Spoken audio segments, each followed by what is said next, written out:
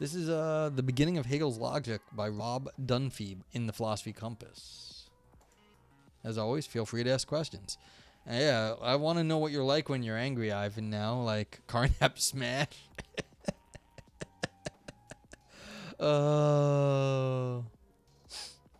Really? Okay. Yeah, coming in with the hardcore science? Well, we'll find out, alright? So, introduction. 2 topics tend to be discussed under the heading, The Beginning of Hegel's Logic. This article will briefly address both of them. The first is Hegel's justification for the claim that a science of logic ought to begin by considering the concept of pure being.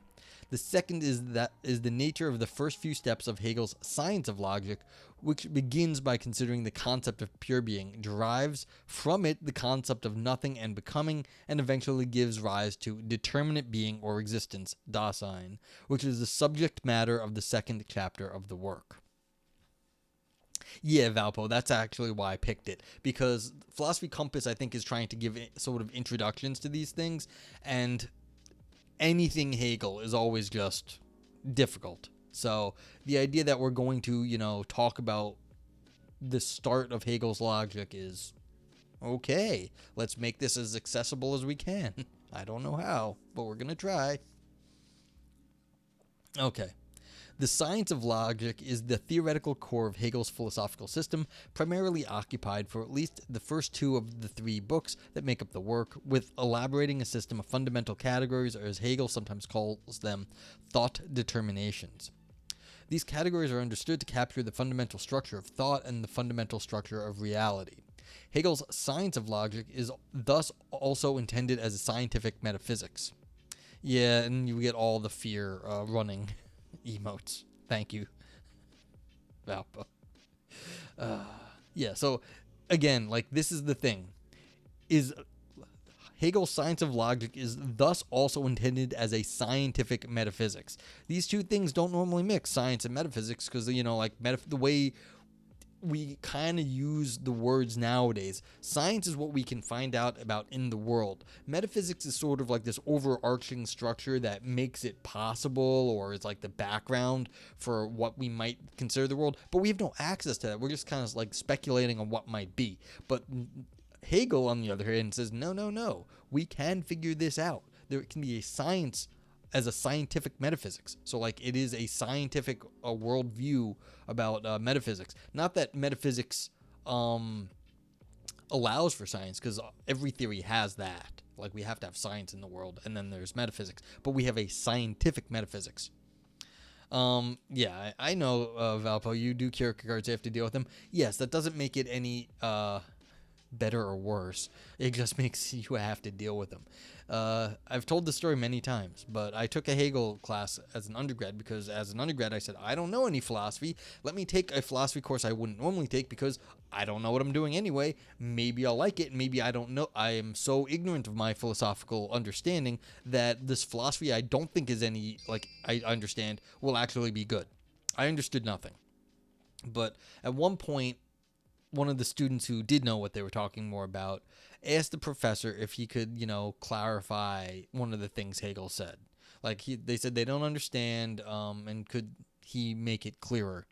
And the professor, who was a Hegel scholar, like, he was a Hegel guy, that's what he did. He stops, he thinks about it for a second. He slowly walks around the entire room once and says, "The day before Hegel died, 2 men understood Hegel. Hegel and God. Then Hegel died." So it's the best you're gonna do. No one actually understands Hegel, and that was his whole thing. And he was a good Hegel scholar. Like, it wasn't like a nobody. He wrote like textbooks and stuff. Like, people, he was respected. What is this, Vipers?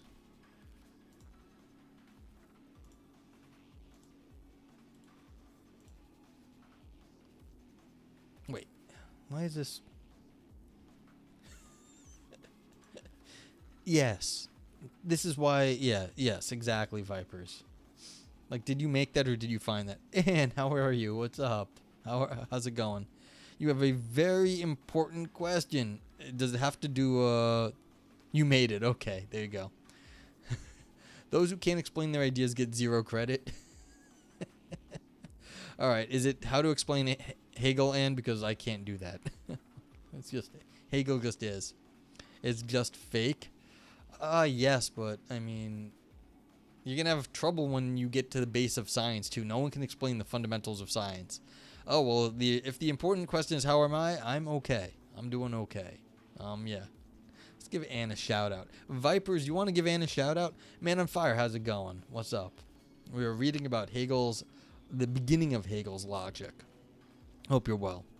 So, yeah, hope everyone else is well. Thank you, Vipers, for the, or any other mod, which I don't think I have any others. Oh, no, Aris is a mod. Thank you for the bits, Ivan. Hey, yeah, all the power all at once. And the alerts worked, even though I don't think the TTS, I didn't fix the TTS yet, but it might have worked, actually, in that case. So, yeah. If anyone here doesn't know Ann is a streamer also, does many things online, but you can go check out her stream here on twitch.tv/AnnInfernal. And, hey, Lumpy, what's going on? How are you? Lumpy is also a streamer. I will do I don't know if, I will do the alternate shout out. I don't think I don't know if you are allowed to do the alternate one, but you can also check out Lumpy Dragon Potato. But Ann does a lot of chatting. She's an ex-sociologist, knows all the things, so you can go hang out and chat whatever about the world with Ann. And then Lumpy Dragon Potato is a Minecraft building streamer. He makes lots of cool stuff, but he's also a chemist, and he talks like some science and, you know, social things too. So he's a good guy. Check out his Minecraft streams. But yeah.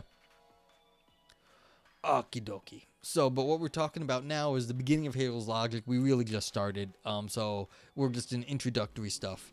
Your work is still quite hectic, but it is good. Real life in general is good. That's good to hear. Lumpy Dragon Tail streams about sexy stuff. Those are some really sexy buildings he makes. It's true. It's they're really fantastical. Okay. So, what is in a scientific metaphysics? It is, in Hegel's words, the logical science, which amounts to genuine metaphysics. Should I bake a cake before streaming, or should I have a baking stream? Baking streams are okay. Like, cooking streams are kind of fun, because you get to see a different perspective. But I mean, it's like, I don't know how easy it is for you to actually bring your streaming stuff into said kitchen. It could be fun, but like if you're baking it before stream, then like do you get to show cake on stream? Like you want the cake reveal because that's kind of hot. But yeah, Lumpy ate bread dipped in maple syrup, a childhood treat. You are sounding more Canadian by the second.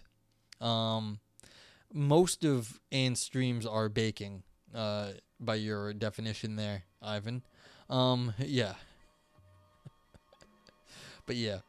Baking stream thing, then yay. Oh, you're welcome. Lumpling Laura rated me once. Lumpling does cooking streams, and she's just getting started. She's not she just got affiliate last month or something. But yeah, but like she's been doing it and she's been having a good time. So calorie filled baking, yes. But like that'll be good, you know, because what's fun about that is you get all the stuff, then you have cake at the end of it, which is nice. It's like you do the work and then you have cake.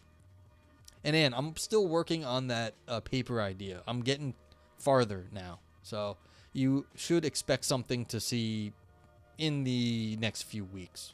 So you'll see. Okay. What's a tiffin? Dry run with a tiffin. See, I don't know what these English words are by Great Britain people. Okay, and yeah. And so we can watch Ivan Neo's head explode as I say, it is, in Hegel's words, the logical science which amounts to genuine metaphysics. How Hegel defends the idealistic conclusion that logic amounts to metaphysics is a matter of some controversy, but is not under investigation here. The manner in which he elaborates this logical metaphysical system of categories is intended, he says, to amount to a systematic derivation or proof of its results. This emphasis on strict derivation or proof is a key aspect of the putative scientificity of the work, and is realized in Hegel's attempt to exhibit how each fundamental category examined in the logic is entailed by the categories which precede it. he compares this careful, step-by-step exploration of the necessary implications of each category to the making of a mathematical inference. Yeah. Tiffin is a form of cake-like confection composed of crushed biscuits, sugar, syrup, and cocoa powder, often covered with a layer of melted striped chocolate. Unlike regular cakes, Tiffin does not require baking. Instead, following preparation of the mixture, the confection is chilled until set. Okay, so what you do is you get all the biscuits together, and then you like sort of drizzle the stuff over top. Pink Lady, welcome. Good night to you. I hope you're having a good night.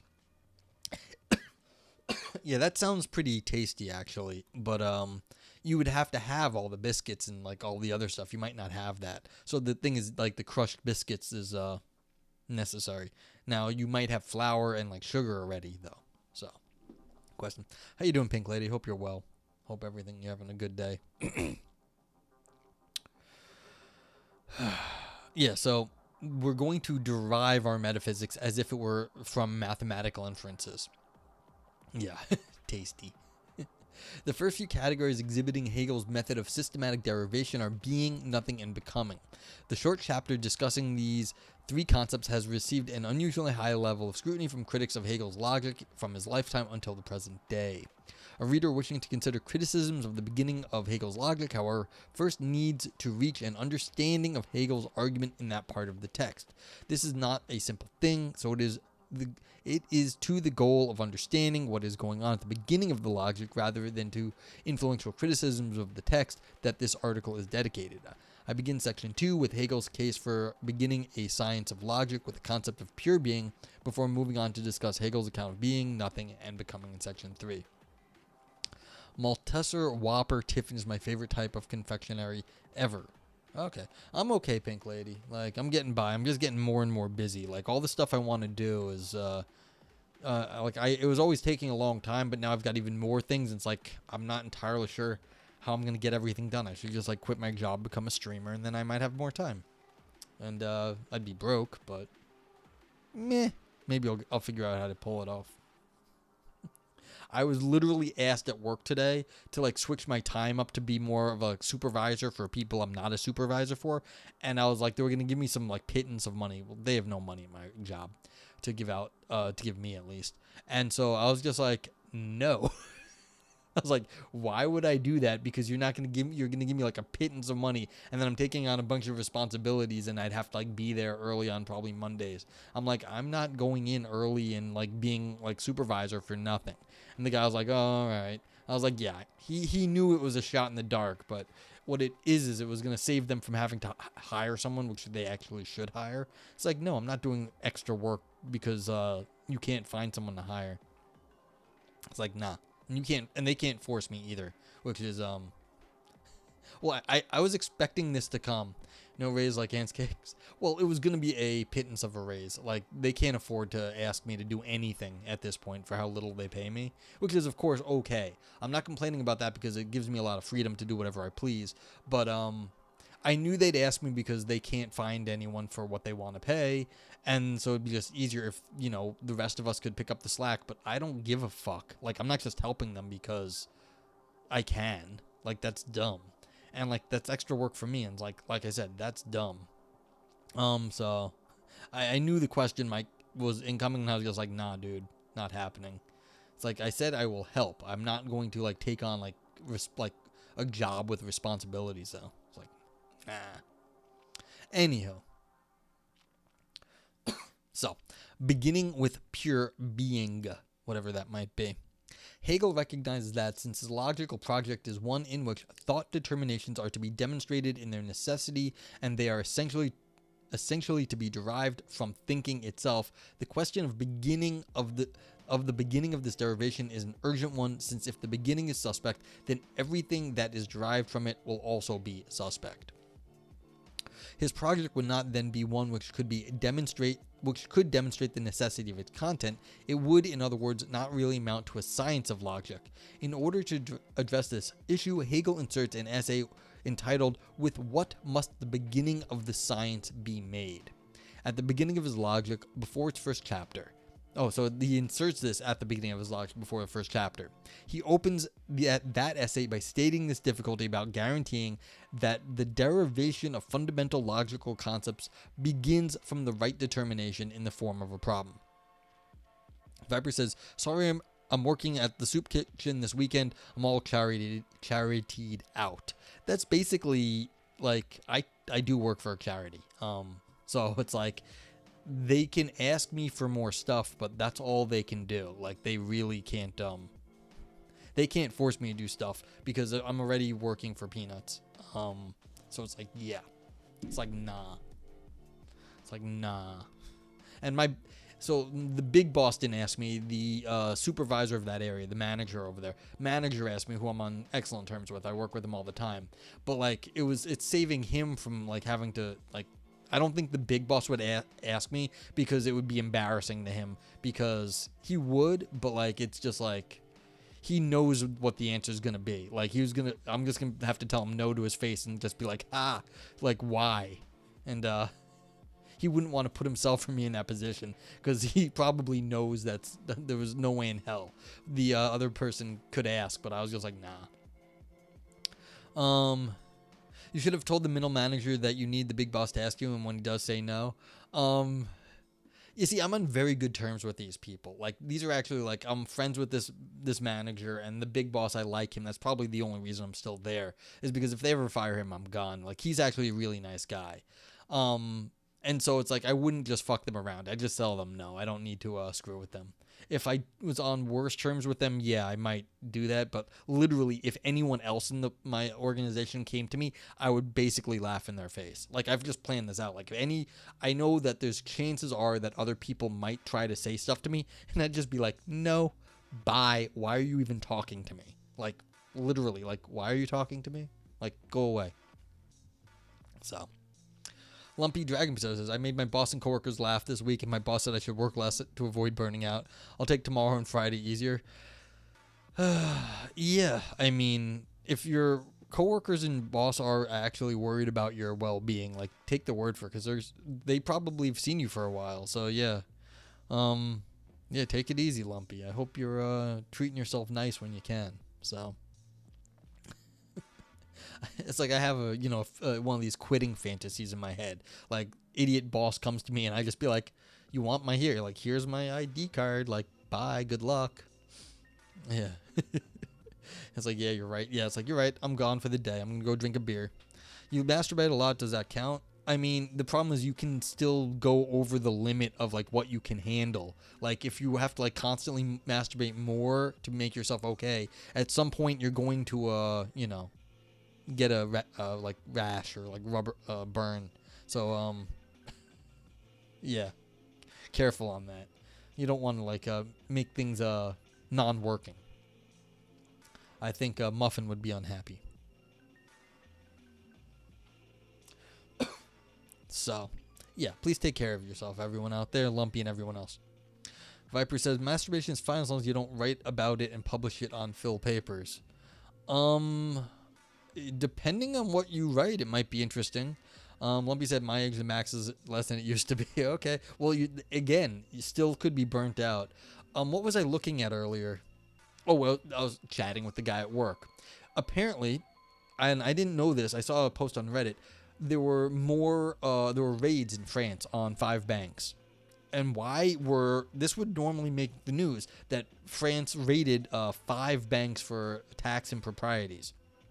The name of the tax impropriety in the French lingo is cum, like cum space cum, and like in the verb form or something it was cum x, like cum-ex. So I was like, this is why it was not getting reported in the English media, because we'd all just laugh and they can't. We'd be like, yes, the French are going after the cummers, the cum people. Like, okay. Viper says masturbation, a metaphysical analysis by Viper's R-Ratitude. It was the best of times, it was the worst of times. That sounds like I now I'm wondering, have I missed out on a lot of good content on Phil Papers because I have not looked up the like ethics of masturbation and stuff. We could have been talking about this for like days, weeks, months even. I don't know. For all I know, there's a whole section dedicated to masturbation. Why would it be the worst of times? Like hate sex, hate masturbation. Le petit mort, yeah. Little death. Thank you, French. We're very clever, French people. All right. The beginning of philosophy must be either something mediated or something immediate, and it is easy to show that it can be neither the one nor the other, so that either way of beginning finds its rebuttal. The urban community of Montreal also has the initials CUM. Yeah, so it'd be like something something Montreal. Yeah.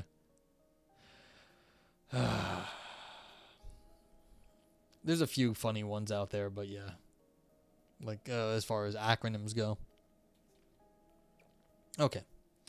Author will refer to this problem as the problem of beginning. It is clear from Hegel's use of the term immediacy and immediation in his discussion of this problem that in this context, he understands something immediate to mean something that is put forward without being derived from or justified by anything else, and thus something which looks problematically arbitrary. You derail stream, your job is done. I don't mind Lumpy. My stream is about talking about random philosophy stuff. It's fine. I don't mind. Not that derailed. I mean, maybe a little derailed. We're talking about Hegel. There is nothing makes sense. It won't make sense either. The day I realized I had changed, I mean, I don't know for the better or worse, but I've started to figure out what Hegel was on about and why people liked it. And I was like, oh my God, I understand something of Hegel and what people think they're up to. But that was years later after looking at Hegel, this is not that long ago in recent history. Okay. So yeah, it's either, are you starting with something arbitrary? That's something immediate.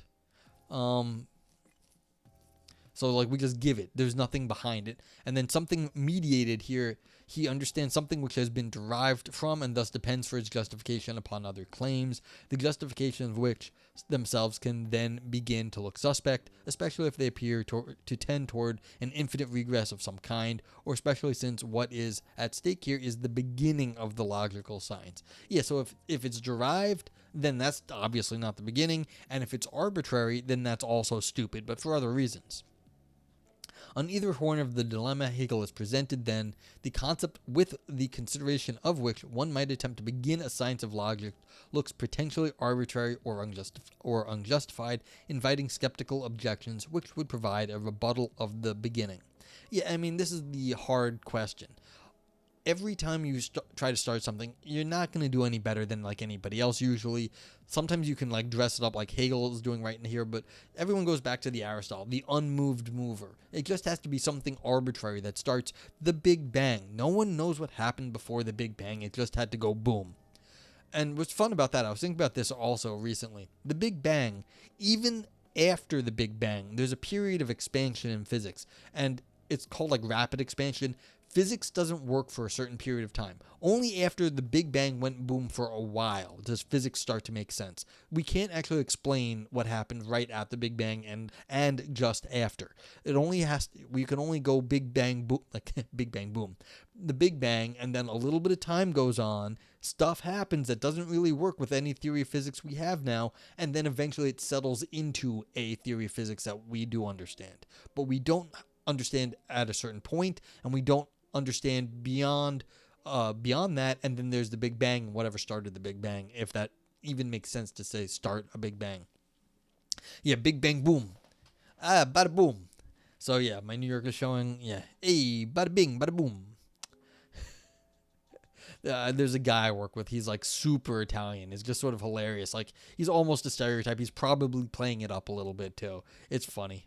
He's a good guy. So, hey, bada bing, bada boom.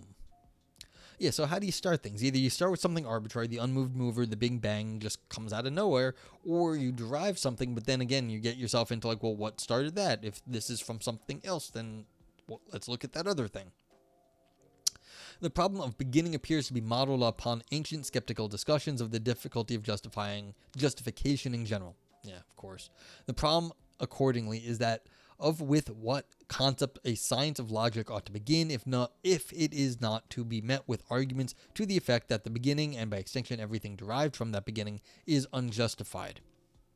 Yeah, because if you start from a bad spot and you're deriving stuff, whatever you're deriving, if you're using like logic that preserves the truth of what you started with, well, if what you started with isn't true, then why are you bothering deriving all the other things? Because that's generally how most people think of logic. It preserves like the truth of what you started with. So like a valid argument means you didn't fuck up. So whatever the premises are, you get that in the conclusions. Like if the premises are true, then the conclusion will be true.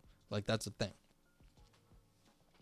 Viper says, maybe I should go back to university to study music and Hegel and produce a synthesis. Okay. Yeah. What's scary is that may be one of the first. I've never heard that joke before, and like philosophers do like their bad jokes, so I wonder if like in the Hegel literature that joke exists. If it does not exist, you could sell that to like a Hegel scholar to make their to dress up like the title of their paper, and I wouldn't be surprised if someone would give you like $5 for it. Not really more than $5 because I don't think academics have any money, especially Hegel scholars. But still, it's worth that one's worth something to somebody. All right, so Hegel's problem of beginning also resembles, as George de Giovanni notes in his translation of the Logic, Fichte's expression of the problem of identifying a fundamental principle from which a scientific philosophical system could be derived.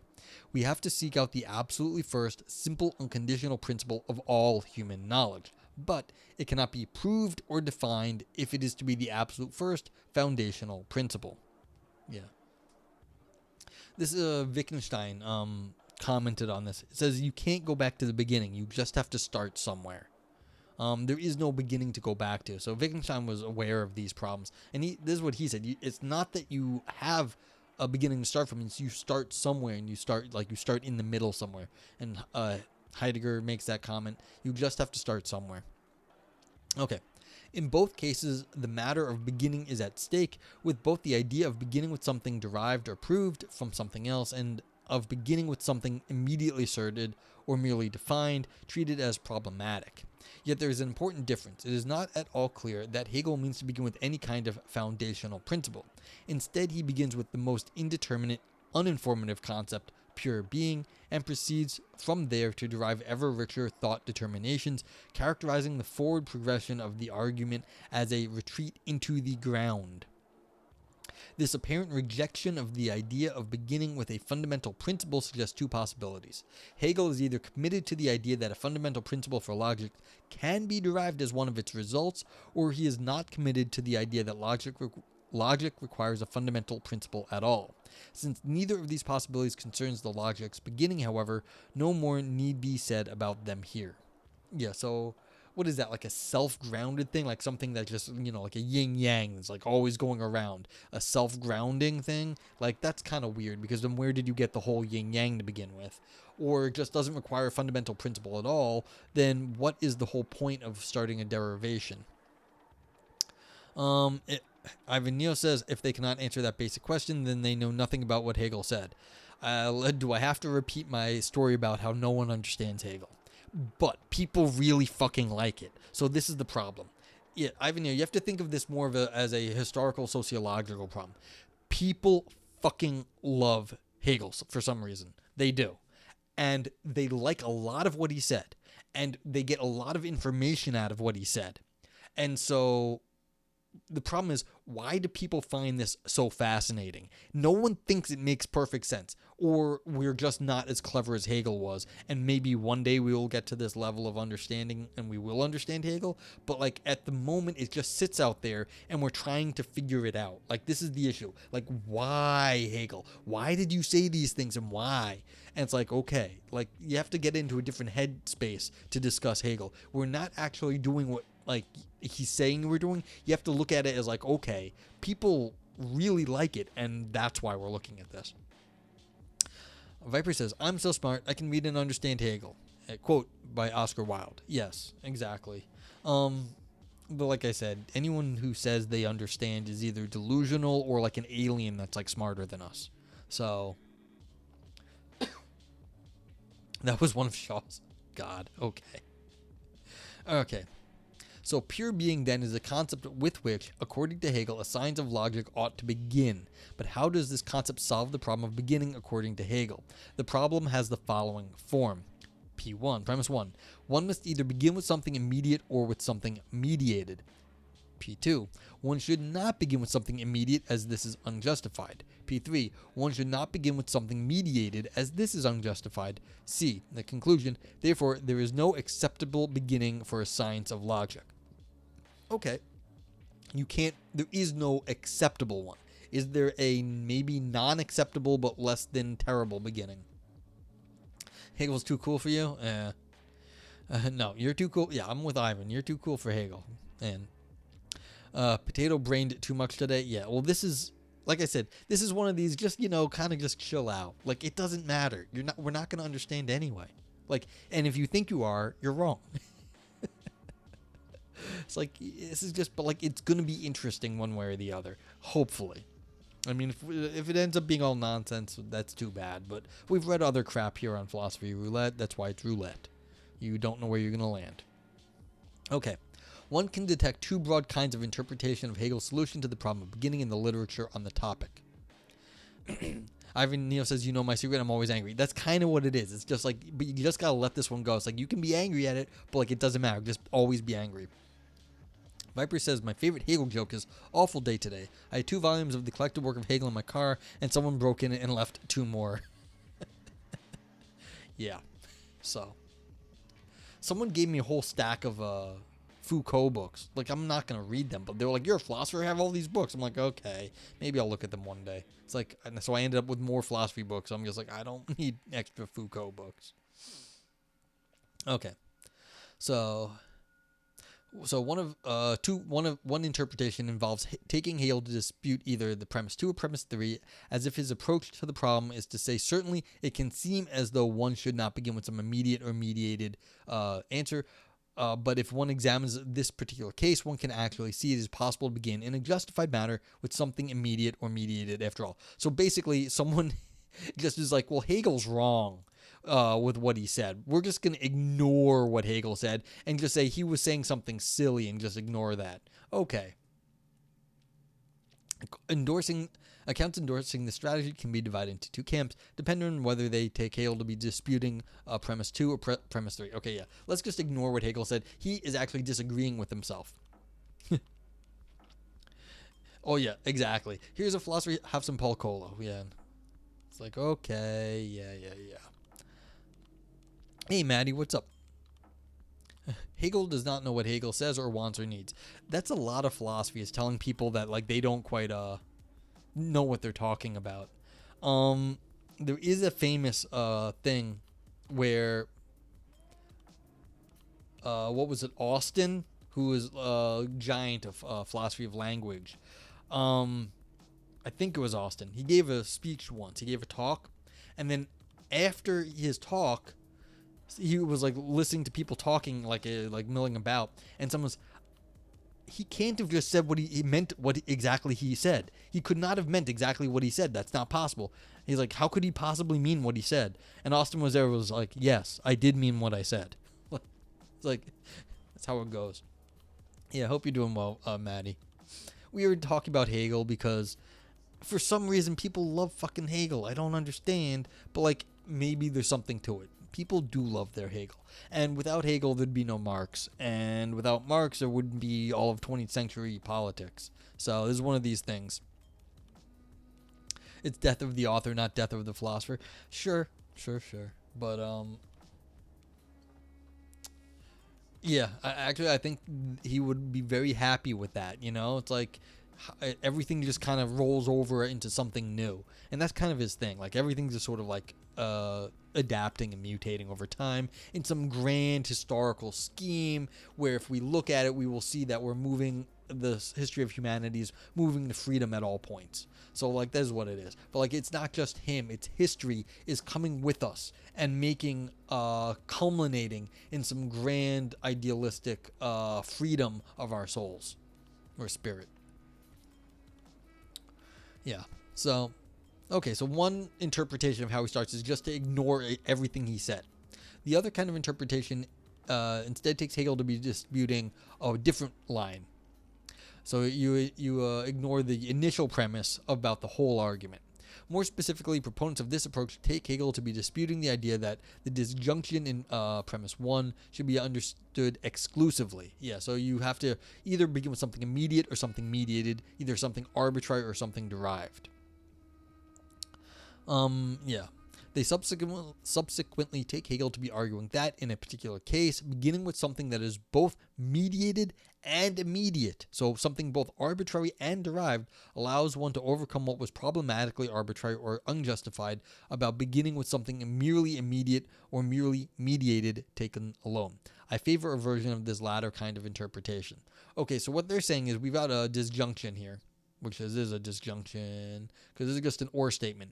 And normally if you say I want A or B, like apples or oranges, you can have apples or you get oranges, but you can have also apples and oranges. It also satisfies that. But the author is arguing here that Hegel actually meant something more. You have to have both in some sort of weird connected way. It has to be both immediate and mediated, so both arbitrary and derived, which doesn't exactly make sense, but maybe there's some weird thing to do there. And so it's not a strict or, it's some sort of interrelated thing.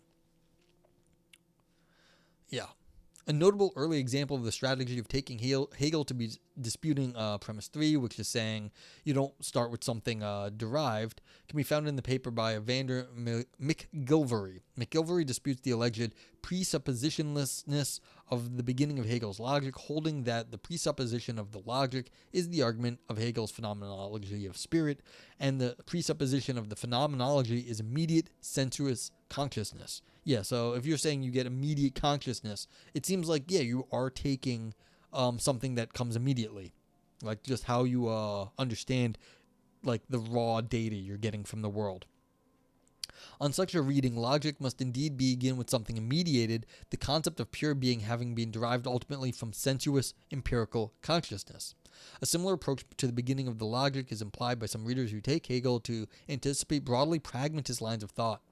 Dina Edmonds, for example, holds that all of the concepts examined in the logic are obtained in the course of our tests and experiences with things in our world. The concepts and principles discussed in the logic are only abstractions from concrete experience. Yeah, so we're deriving it from experience then. Robert Brandom similarly claims that the logic deals with meta-concepts which express crucial features of our use of empirical concepts as eventually adequately conceived as a result of historical experiential process of improving such meta-concepts. Hegel rationally reconstructs this process in his Phenomenology of Spirit, thinks Brandom. In such cases, again, Hegel's logic begins with something mediated, a concept ultimately derived from empirical experience. Yeah, so if you can just derive like pure thought from experience, then maybe you can just start given like we have this experience, we do, and then you can start from there. So is that derived? Kind of. But like it's sort of from our experience. Now, can you actually do that? Who knows?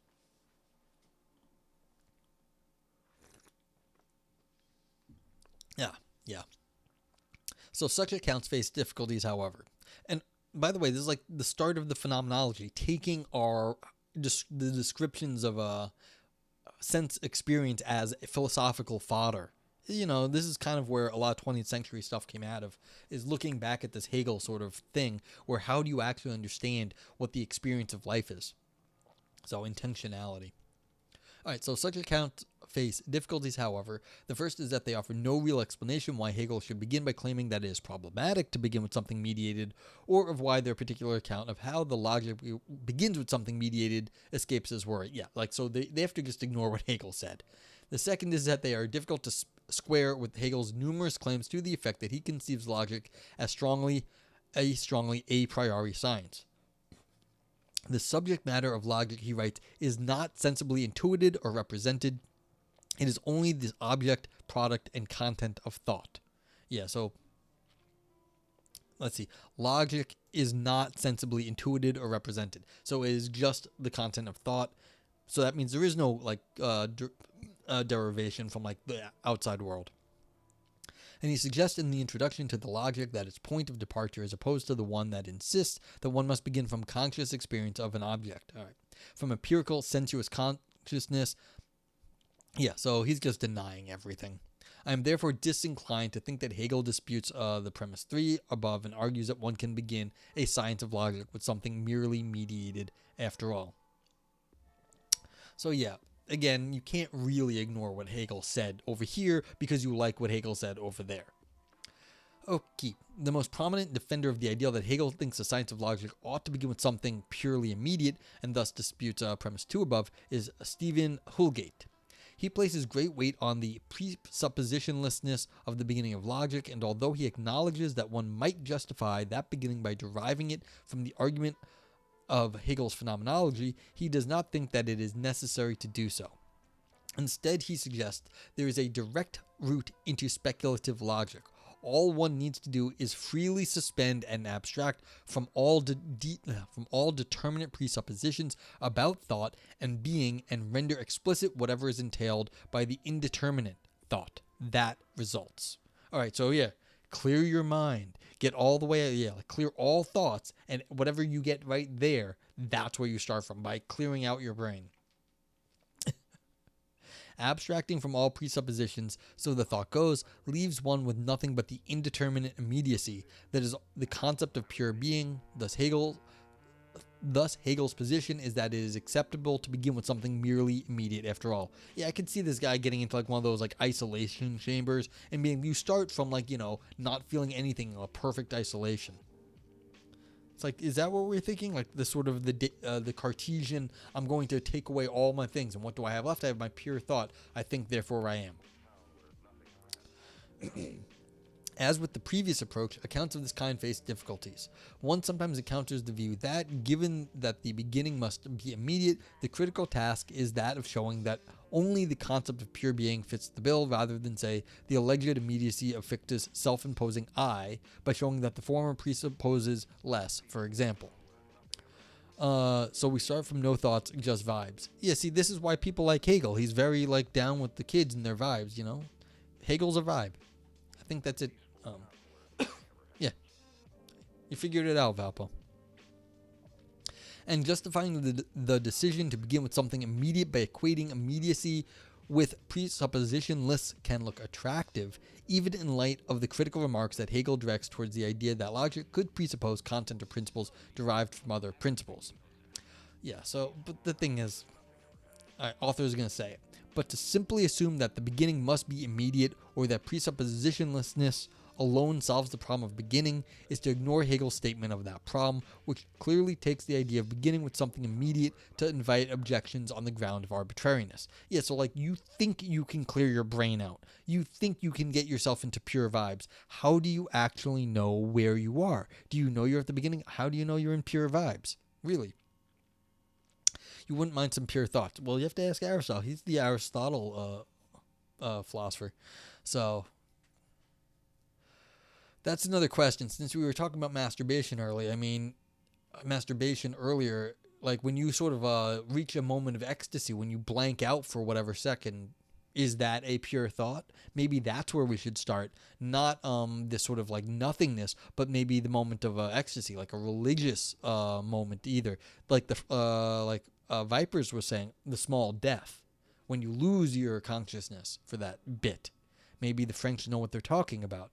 And so, Descartes had it right and Hegel as a German had it wrong. What is required of such an approach, it seems to me, is that it take further steps in order to explain how the presuppositionless immediacy that it supports differs from simply beginning with some concept which has not been derived or proved to be anything and thus escapes the charge of arbitrariness that concerns Hegel. Heaven forbid. That's the question. What actually counts as a religious experience, Matty Holmes? What is heaven forbidding? I don't know. Because, if you have a moment of ecstasy in the religious sense, you are experiencing, the pure thoughts of God or whatever it is that you I wouldn't actually know. But like you are experiencing a rationality beyond your own at that point, something you don't understand. And Valpo, correct me if I'm saying something terribly wrong in terms of Kierkegaard, some sort of faith-based thing where you just can like, you're just doing something because it's on faith and non-rational. Well, that might be the sort of thing. It is not got a presuppositionalist, but then again, maybe it does lose, it gets this argument of being arbitrary. Heaven is a place on earth. Yeah. So, yeah, you're still subject to this arbitrariness. It's like, how do you actually know it's God and not the devil or whatever? Like, how do you know this is actually not a false prophet? Like an arbitrary place to arbitrary experience. You just can't tell where you're getting this information, this experience from. Anywho, it's like, yeah, how do you know, like, that this is the beginning, that this is the pure experience of, like, the universe? Okay. Hey, Tindarius, hope you're having a good day. Yeah, so this reminds you of a Norm Macdonald bit. Norm Macdonald was funny. Too bad we lost him. Yeah. Yeah, we're reading something on explaining Hegel, which is always a trip. I don't know if Kierkegaard is a fideist as all that, but I get why folks think he is. Yes, yeah, I don't know enough of that, but like, yeah, I mean, you could be fideist. I'm okay, Tindarius. I'm getting too busy, is what's happening at this point. I was like working on stuff, like I'm just like gonna. I was saying earlier, I should just quit my job, be a full-time streamer, and then I'd have time enough to do stuff. I might starve though, but like I can't really afford to do that. But I'd get more stuff done. I'm okay. Okay. So, in such an explanation, if its mere provision does not itself threaten the simple immediacy of the beginning that it is being defended, cannot amount to simply pointing out that pure being presupposes less than any other concept. If this is to assume in advance that maximally immediate beginning is the goal, since this is precisely what is in the question. Yeah, you can't define yourself into being in a purely maximal state. You don't know. Like you can say pure being is what I'm talking about, but you're defining it. You don't actually have any good thing. And well, let's do it. If I can pull it off, I will. Like I have lots of plans in the works. Maybe one of them will work out, and I won't have to work as much. But yeah, the amount of I have not even hit partner yet on Twitch. Oh, announcement. I'm gonna go like do some like I might try and go stream on Kick one of these days just for shits and giggles, because let's give Kick some love and put some fear of God in Twitch's in Twitch, and maybe they'll actually do something to help the streamers as opposed to helping themselves, because on Kick you get like a 95-5 split. They're only taking 5% of the money as opposed to like half, which is like when you sub on Twitch, half or less than half goes to the streamer. And then I don't think it's a new it's basically, if you go on Kick, it is like a fucking clone of Twitch, and I don't think it can do anything. I really don't. I was watching Pirate Software here on Twitch, and he said he did a little digging around. Basically, they're using Amazon AWS, so there's no way they can actually stream on Amazon's hardware for less than Amazon themselves. So he doesn't actually understand the logistics of it. They don't have all the technical like services in place that they need to. But yeah, well, no, it's a basically. Yeah, Vipers, who cares if it's a gambling company as long as they make a good streaming service. Yeah, so it's just kick.com, I think, Tindarios. But like, yeah, you just search Kick streaming. Well, Twitch is basically profit loss, but like it kind of is and kind of isn't. I think they're making money. They're just not making as much money as they want. So you want to try them for LOL sleeping streams? Yeah, could. Twitch broke even in 2020? Okay. Oh, okay. But are they losing money now, is what you're saying? I didn't think they were losing money. I thought they just weren't making a whole lot. Or they're losing little bits. Yeah. Okay. So, that's the thing. Like, still, it'd be a good thing to have some competition. And do I think Twitch is going anywhere? No. Do I think Kick is probably gonna be like bigger than Twitch? No. But I don't care if like they're using the gambling profits to make a good streaming service, because right here, basically, I'm being subsidized by, big streamers like Amaranth, or everyone else like Ninja or whatever. YouTube gaming is taking off massively, it seems. See, I don't know about that. And have you tried to stream on YouTube? It's such a pain in the ass. I did a few YouTube streams, so yeah. Yeah. Well, I mean, Vipers, but what is Amazon? Like, what is Twitch? Why are they doing this? Like, is it so Amazon isn't it isn't like a nice company that's like making Twitch streaming for the benefit of like gamers and streamers. Like, what are they selling? They are selling taking over the goddamn world. Like, basically, Amazon is, I can guarantee you, they're making AI in the background. They have all of our information, all of our products. They know where we ship things. They know what we buy. They know what we watch. They own all this stuff. Like, don't be like, oh yeah, Amazon is so much better than Kick, which is a gambling company. It's like, so what? It's like you're like, that doesn't matter. Like, we're already throwing in with all the big media, the big tech companies at this point. And so like you're saying like gambling is worse than what Amazon does. I don't know if it is. It's like, yeah. Now, I know there's people that support more hate raids and stuff, but like there's other sites that do that. As long as like Kick is trying to be at least somewhat of a good citizen, like, I don't want to be dealing with the hate raids and stuff like that. We don't need more hate in the world, but like the gambling, I'm not like killing not as fussed about.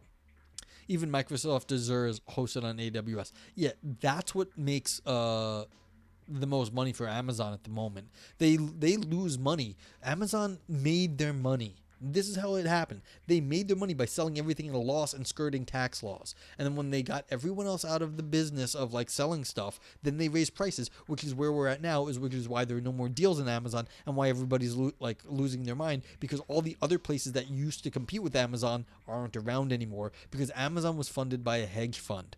And they were happy to lose the money because they were knocking out all the competition, and they ate it until they were able to raise funds, which is now is one of the reasons why everything's so expensive. I'll give you, Viper says, I'll give you that, but I think Kick has a greater chance of completely changing their offering once they reach a critical mass. 100%. Could they shift under our feet? Yeah, absolutely. Will that happen to Twitch? It's less likely, but yeah. It's not even the Starbucks strategy. It's what's it called? Live and Let Die. It's an old James Bond movie where Yaphet Kotto plays the bad guy Kananga, who has control over some Caribbean island, growing tons of heroin, and he gives it away for free or like low cost, and eventually he's going to knock out all the competition, flood the United States market with heroin, and then once he's the only drug dealer in the country, then he raises prices. This is literally Bond villain level of what was going on with Amazon. They skirted tax law by going out of state wherever they could get it, like around tax laws, so you were always buying stuff out of state, and then they would also lose money on the delivery and on the cost, and to like kill all the other sellers. Yeah, so this is how it goes. What do you send us, Vipers?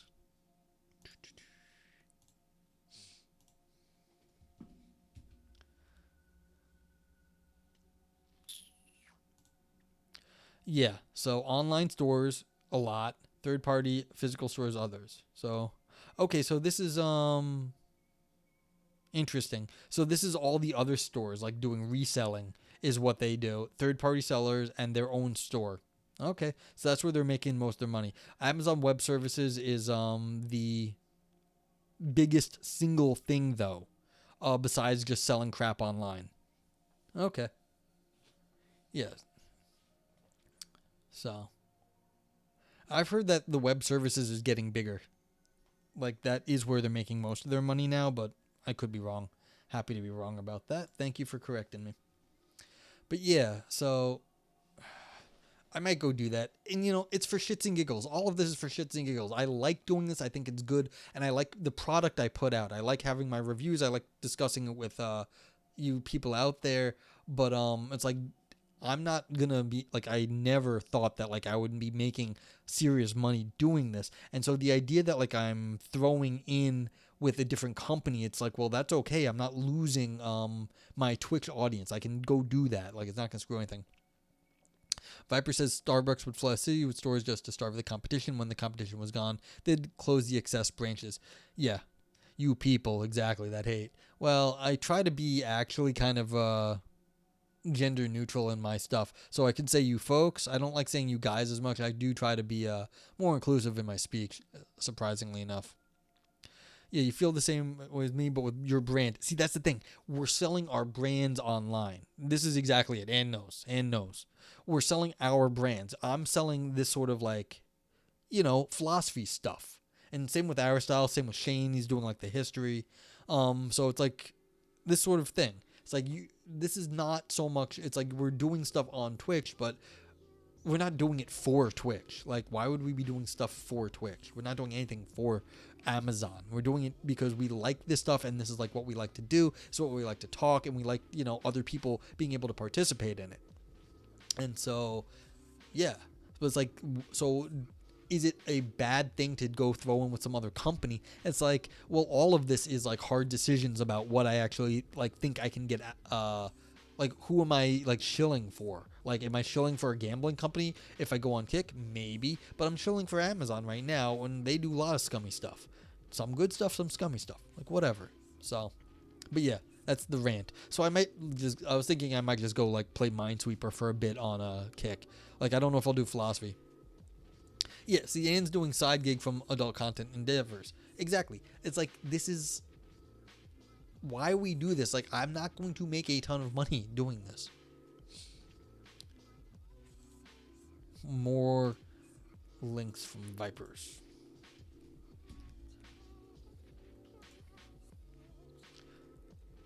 Guys, I'm stuck in the WeWork lift. Slackbot. Hi guys. Guys is a gendered pronoun. We recommend alternatives like folks, all, everyone, y'all, team, crew, etc. We appreciate your help in building an inclusive workplace at Head Out.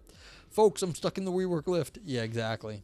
But yeah, so every so often you get a not best locution when talking to people. Eat it. It's like, I'd rather be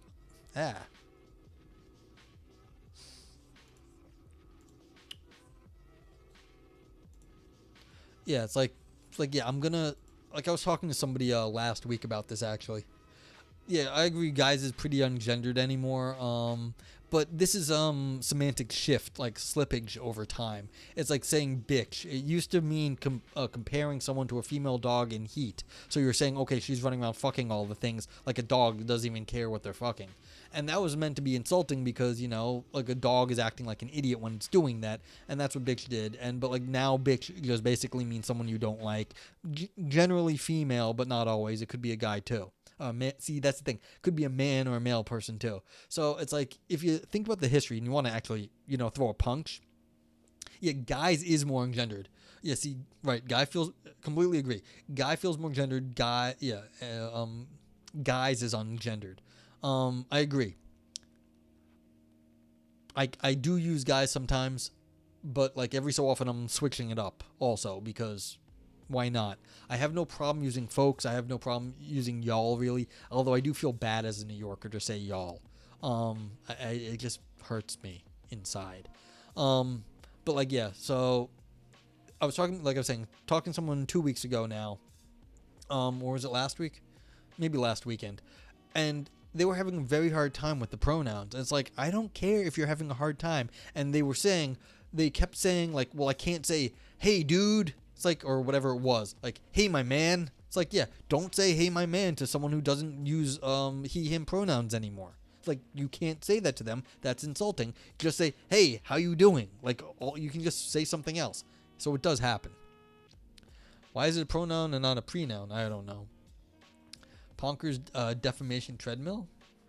Yeah, I mean, I don't know. I don't know what Ponkers is, but I understand what you mean by defamation treadmill. That like all the words are now losing their meaning because like everything is defaming someone. Everything does defame someone. I mean, when you say Frank, that means you're honest, like a Frenchman. And a knave was the minority that the French didn't like. So your Franks and knaves Well, the knaves were a minority. And a lot of these old words you were like saying that some minority is bad. Like that's the history of words. Okay, Pinker's euphemism treadmill. I see. Why is it a pronoun and not a pronoun? I don't know. A DCI. Like I don't know histories. And gay used to mean happy. It still does at times. You know, it's just how words usage and meanings change over time. And so it's like I cannot say certain, gendered things, and I am trying to move away from them just to be, nice, because it doesn't cost me really anything. So yeah, it's like I'm sorry. I felt maybe I felt like I said you got like you folks as like being too attactive. Oh, you people. It's like yeah, it's like okay, so what? So state of the world though. Like garbage man becomes sanitation worker. Yeah, I mean, that's the thing. I don't really know why garbage man became bad, but like sanitation worker sounds fine too. I guess garbage has a bad connotation to it. Whatever they want to be called, like the people like in those jobs. It's fine. McDonald's rep become a philosopher. Well, the Taco Bell. Are you saying my Taco Bell content is not philosophically interesting? Neither losers or nerds are gendered. That's fair. So I can refer to you all as losers and nerds, or yeah, just losers. And so, hey, losers, how's it going? And people do that. Like they come up with like names, like Aris and other folks call it like me and Ann and Shane nerds, and it's like that's cool. And a lot of other people do that too, because hey, we're on a video game website talking random shit. And so chances are you are a self-described nerd if you are here. So it's like, that is also a good thing. But that is actually a little different because that is more specific to what's going on. You don't say anything, you just say, hey, name. Yeah. Exactly, DCI. It's like you can modify what you do to be, and it's not very hard. Like, it does take effort. I know people get stuck in their ways, especially if you're older, you've been doing things like your whole life. Yes. But, like, again, it's switching out a few phrases for a few different ones. That's it. You just click your fingers insistently? Okay. We'll just call you finger clicker. Vipers. So, but yeah, I mean, so what I'm doing, sometimes it may seem like I'm saying something dumb, but like I might be intentional. Sometimes I'm just losing my mind after, like, usually not yet, but like once it gets closer to 2 hours, my brain does start to go. Yeah. Okay, where were we? Yeah, so if we're talking about arbitrary things, so like, how do you just start with like an arbitrary start to like a scientific investigation or metaphysical one? If you start anywhere and you just be like, oh yeah, this is the thing, well, how do you know that's like the good start? That's like the pure being. Okay, it therefore seems to me that the idea of beginning with something immediate alone, so an arbitrary thing, remains problematically vulnerable to the objection on the grounds that it would be just as legitimate or as arbitrary to begin immediately with some other concept. How many pickles is too many pickles at 3 a.m.? How big are the pickles? And what are you doing with them? DCI says, watch people correct themselves to allow list or block list. It is funny now in IT. Yeah. I mean, it's like, yeah. It's like you start banning words all of a sudden. I actually have I should take it off. And I'm not going to, I should just take it off. But I had ban a word where I'll just, because I can usually switch out words on the fly in my head. Like, so if you say, don't say this word, I can, switch it out. So it's the old drink, drank, drunk from people who are from the U.S. and played too many drinking games when they were younger. You can't say the word drink, drank, or drunk in the course of a conversation. And, well, exactly. If you're making adult content with them as a side gig, well, there are other people in chat that know better than I do. I don't know. Yeah, ask someone who has more understanding of these things than me. Good joke, DCI. If that's a joke, if not, then more power to you. Well, DCI. Then the answer is as many as people will pay you to take. Just eating them? Okay. Well, start with half a pickle, then move on to a full pickle. Exactly. Creativity is a plus. So that's the thing. As many as, well, I guess the general answer is as many as will satisfy you. The alternative interpretation of Hegel's approach to the Swiss flag, yeah. Baldwin Orange. Hello, Baldwin Orange. Welcome in. I read philosophy here and chat with chat. And yeah, the 3 a.m. Fanta is going down nice. It's good. So yeah, feel free to we're reading something about Hegel and how did Hegel start his the beginning of Hegel's logic. How did he start off? And the question is, do you start off with something arbitrary, which is like you can claim it to be beginning, but it might as well be arbitrary, or do you start off with something derived from something else? Fanta is a Nazi drink. Yes, it is. Nazis made it because I think when Coke pulled out during World War II, they had to have their fizzy drinks. And so they made Fanta. The alternative interpretation of Hegel's approach to the problem of beginning, which takes him to be disputing the exclusive disjunction between beginning with something mediated or beginning with something immediate above, seems to me the one best supported by the text. Tindari says, I think the approach of the gay community in Germany is interesting. They got called something German as an insult, but just used it for themselves without being offended, which worked out. And you derive a Mercedes too. Oh shit. Yeah, I mean, this is the what's it called? You're appropriating the slur, and so black people in America use the N-word between themselves, and not everyone agrees that that's the right thing to do, but like it does take the bite out of it when they're using it among themselves, and it's like, well, someone else uses it, well, that's bad, but it does take down the like the specialness of saying it. Who was the guy Baron told exile? That was Diogenes of Sinope. He was the first great cynic. Yeah, Diogenes. So, at least I'm not wearing a Hugo Boss shirt. Yeah, well, yeah, I've got like a wolf on this. My mom got this for me. Yeah, Diogenes was a cynic. I call myself a neo-cynic because cynics were interesting and they were kind of minimalist, and I'm kind of minimalist in my metaphysics too. And yeah, cynics were means dog in Greek, and he used to hang out with a bunch of dogs in a wine barrel and would whack off in like the town square because he was horny, which I don't suggest anyone does. Although, I mean, doing sexy things on Twitch, which is kind of like a town square, is very profitable. So maybe you should do sexy things on Twitch and other services, and maybe that is a good idea. So I'm not a minimalist in my room decor. Yes, and I don't know if you know, but like there are actually more plastic bags there. I had to move some stuff around, and so like there's that black over there. There's actually more plastic bags in here than there were.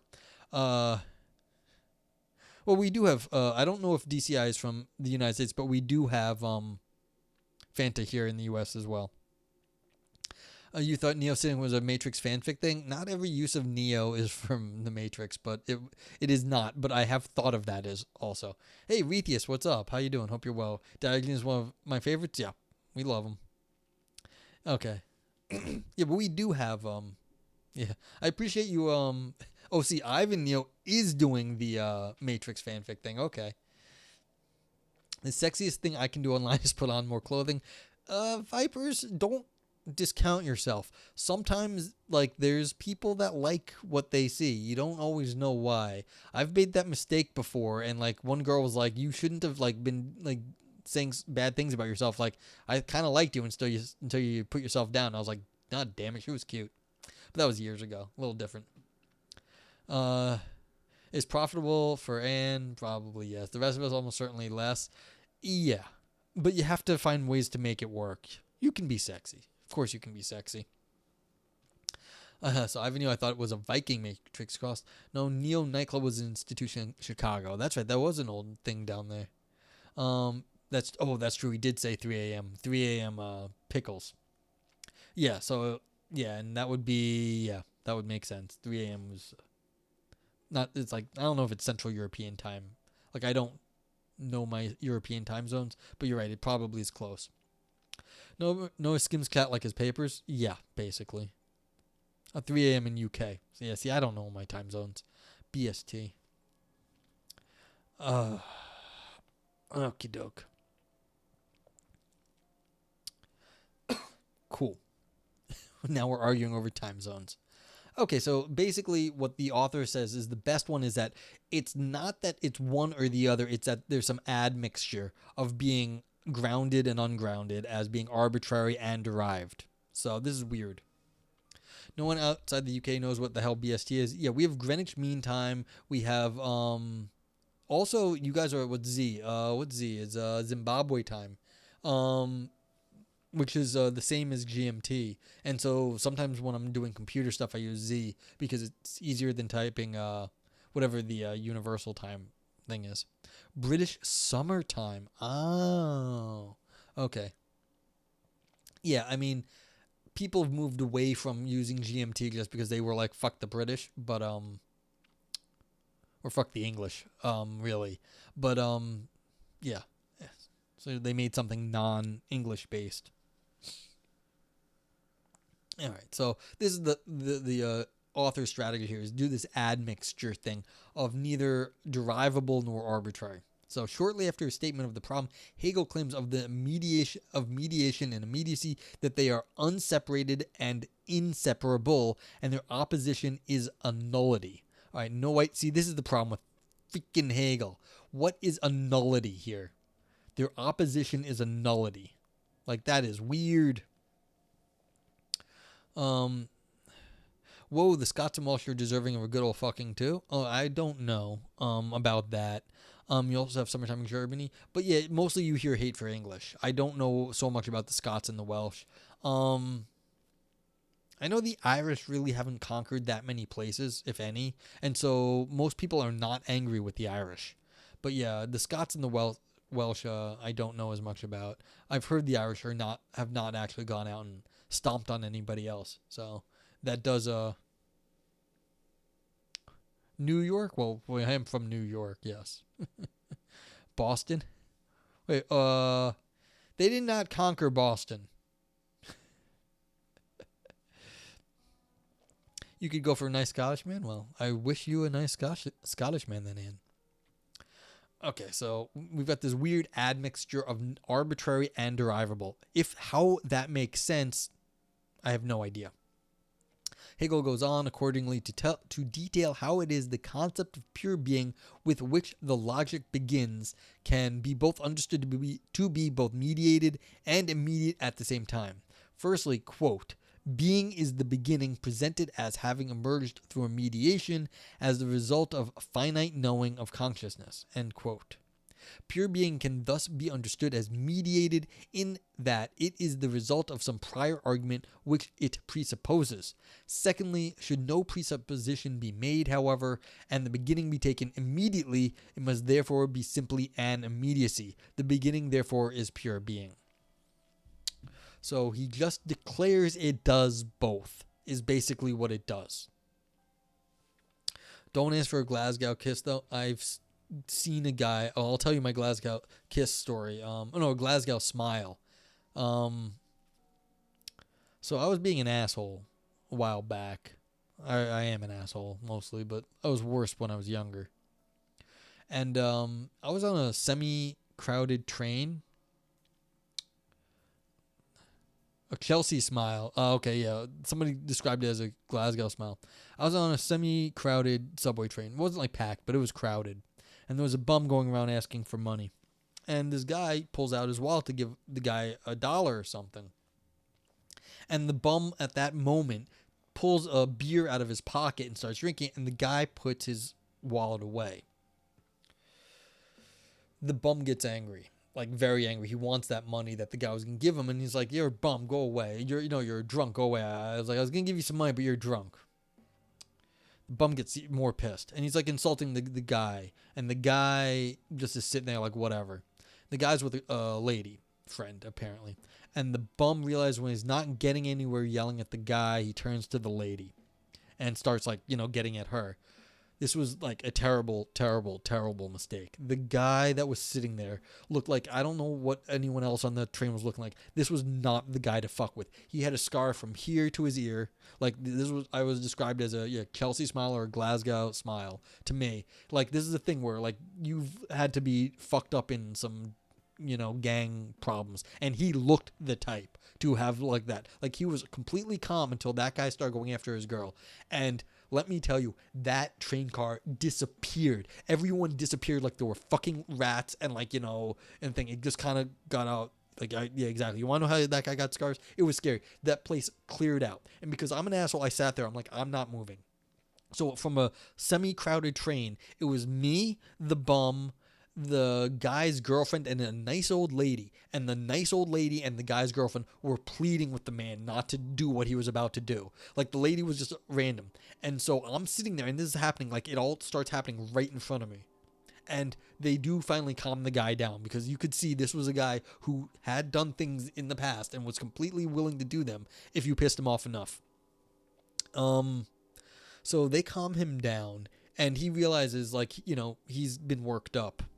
This happened 6, 7, 8 years ago now, maybe.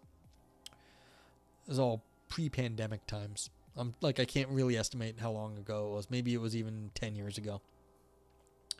And I'm the only person left on the train, besides the old lady and the girlfriend, who are now trying to keep him away from the bum. The bum, on the other hand, he went into faking being an idiot mode, and he turned to the wall and started repeating himself. And so he obviously was not actually sort of in that mental state, but he just did this. The Scottish actor from Sons of Actor, that guy, he's described as a Glasgow smile. That's where I heard it from a guy from Glasgow, actually. That guy was fucked up too, but that's a different story. And so the guy sits down next to me and starts talking to me because he's a little embarrassed now. So I'm chatting with this guy. I was just like, yeah, he was a bum and he was wrong and you were right, but it's not worth your time to get all worked up. And the guy's like, whatever. But yeah. So it's yeah. So why did I get on that? I don't know. A Glasgow kiss. That's reminded me of this. I haven't thought about that in a while. That was a weird fucking day. Something else weird happened that day too, and I didn't realize that two things happened on that day that were really weird. I'll tell that story later, maybe, if you want to hear it. But whatever. It's not the sort of person you want to piss off. Okay, yeah, so we're talking about Hegel, and okay, we're going to say pure being is being pure being can be seen as the result of an argument and also can be seen as an immediacy. So we've got these two perspectives on it, and so therefore the beginning is therefore pure being. How exactly do you have these two aspects of looking at one thing and then saying they are the same thing? So this is kind of all right, how do you actually do that? I don't know, but that's what they're saying. You thought Sons of Anarchy was going to be about punk music? Well, I mean, it was a kind of a club. Yeah, it's this is one of the things about New York, and I guess all big cities. You don't start beef with people you don't know because you don't know who they are and you don't know who they were. Sometimes there's people who are people, and then there's people who were people. This is one of the people who was somebody at a time and had obviously stopped being as mean. But he obviously had been a person who had done bad things and was completely still willing to do that if you pushed him far enough. So it's that's one of the problems with starting fights with people you don't know around here. Yeah, Ivan. Well, you can deny the principle of explosion and logic. That can be done too. It was not Mark Wahlberg. Although Mark Wahlberg was a shitty person when he was younger. You can look that up if you want. He's tried to reform himself, but I think there's still an open warrant out for him for hate crimes in Boston area. They don't arrest him, of course, but there is technically still an open warrant for I think hate crimes on him, because he did stuff that doesn't go away. I think he threw acid on somebody. I mean, look it up. I don't remember exactly. I don't want to besmirch his not so clean name, but yeah, Mark got a bad history too. Yeah, you can deny explosion. So, but I don't think that's what Hegel's doing here. I think Hegel's saying I'm using a different kind of logic that doesn't explode in this case. So you're saying it is both this and that, and there is some third way to non-explode. Does that make sense? I don't know if that makes sense, but this is what the hand waving Hegel is attempting to do, Ivan, is. So, yeah.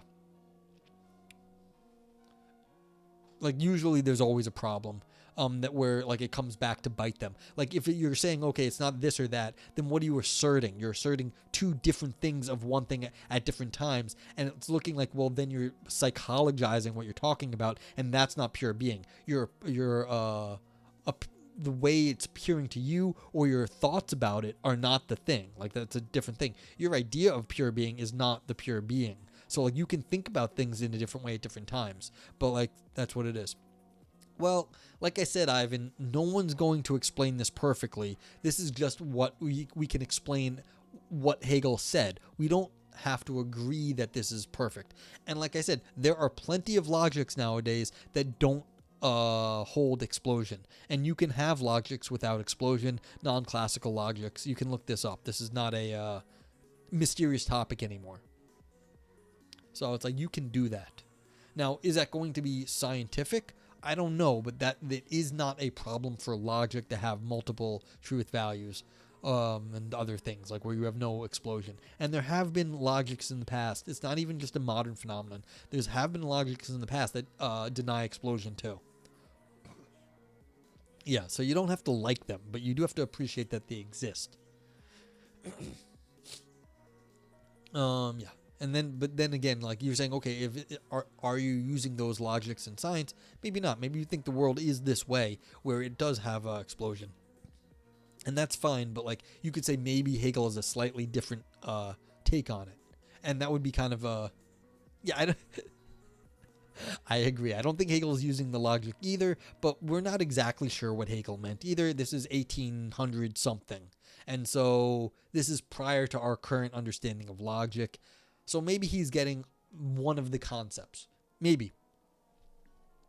What books of Hegel have I read yet? I have not read. I took the encyclopedia. I took a Hegel course when I was in college. That's the most I can say about Hegel because I didn't understand a damn thing back then, and I just like said, Hegel's not for me.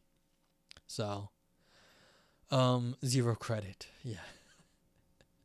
Well, like I said, sometimes people have had different ideas in the past that we now have full logics for, but that doesn't mean that the other people in the past weren't considering very similar ideas. And you have to give them credit because sometimes they are. Sometimes they do have a good idea about what's going on. They just don't have our formalisms. And it would be unfair to say that they didn't really understand back then.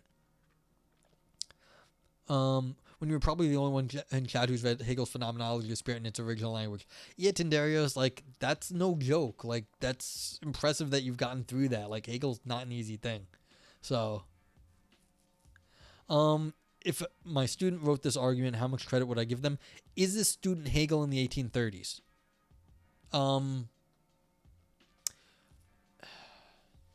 What did Hegel do? There was something Hegel did, like, you have to understand, back in the day, they had oral exams at the end, like to get your doctorate or whatever. And the way it worked in Hegel's time was that you had to like present a question and argue for it. Like you basically had to walk in and argue for something. And Hegel basically it's not exactly sure what Hegel did, but it's pretty certain that Hegel walked in and said, truth is a contradiction. That's what the statement they think he said was. Truth is a contradiction. And he argued the professors down. And that's how he got his PhD. Okay? So, like, this is the sort of person you're dealing with. Someone who can walk into a philosopher, like professional philosophers, and be like, truth is contradiction. Full stop. And get your PhD off that. So, like, do you actually think that, like, I could, like, if Hegel did it, like, Hegel might actually pull it off? Like, that's the level of, argumentation Hegel had. And apparently he was a well-liked teacher too. So it's like people liked his lectures. Yeah. So it's like, yeah, it depends on what class it is. If we're talking one class, maybe it's good. And like if we're doing formal logic now, it's like, no, Hegel, this is not what we do anymore. But like that's not Hegel's fault. Hegel's a long time ago now. All right. This motif or of overcoming one-sided or abstract conceptions of something beset by inadequacies and problems in favor of a conception which unites or sublates such one-sided conceptions and thereby overcomes the inadequacies of such one-sided conceptions taken in isolation is a mainstay of Hegel's dialectical or speculative mode of argumentation. Yeah, he defined his own mode of argumentation. Maybe that's just massively arrogant, but under his mode of argumentation, it was okay. So he wasn't a know-it-all douche. I don't know. The thing was that Schopenhauer didn't like Hegel, and Schopenhauer scheduled his classes at the same time, because this is a famous story, to just be like, I'm going to get all the kids. And Schopenhauer got none of the kids, and they all kept going to Hegel's classes. So apparently he was, like, Schopenhauer was also popular, but Hegel was more popular. So there's no absolute truth. I mean, if that's what you want, Pink Lady, it's very hard to get. I argue in print for absolute certainty, and I have argued for it. And like the link pops up by the bot every so often. Like, so I mean, I don't know. I argue like for things like this is a hand, absolutely, full stop. There you go. Like, so you're talking to someone who has been published in arguing for here is a hand. I mean, well, like, yeah, I was going to say when you know something like, it's not strange to know that I have a hand, but you mean like a little bit bigger than that. So yeah, no, I know you're joking, but like I actually have a response to that one. Like I know it because it's mostly that when people say that, like they're saying, yeah, but like you want the big meaning of it. But yeah. Oh, there's no absolute truth. Sounds like an absolute truth. Well, people have tried to say that, but like then they get wishy-washy. Like I don't quite know that. But yeah. Maddie says, but you know you're wrong because you're out of a field or you're a field adjacent. Yeah, no, don't apologize, Pink Lady. It's cool. But then you see people talking about that stuff and you're like, you guys are really, really, really wrong. Yeah. And this happens every so often in philosophy and, philosophy stuff. Like you see people talking about stuff and you're just like, you have maybe a surface understanding of what you're going on. So you sound like you know what you're talking about, but you have no idea what you're actually talking about. And, like I've seen this in philosophy where people should know better and then they say shit and you're just like, I used to like you and now you're just talking out of your ass. And I mean, I've said dumb stuff too in the past, but these are like older people who should know better. Genetics, not even a high school level of understanding of genetics. Yeah. The Continental Emperor has no clothes. Yes, Ivan. When I was in college, I was friend of a friend. I don't think he liked me, and I was a dumbass. It's not his fault. He was a good guy, but he was was it something biology? He was, I think, sports science or something like that. But he had to know a lot of biology and a lot of stuff, and so we were talking about philosophy one day. I was like, look. Like, you talking philosophy to me when I've read all this stuff is like me trying to talk genetics to you when you know all that stuff.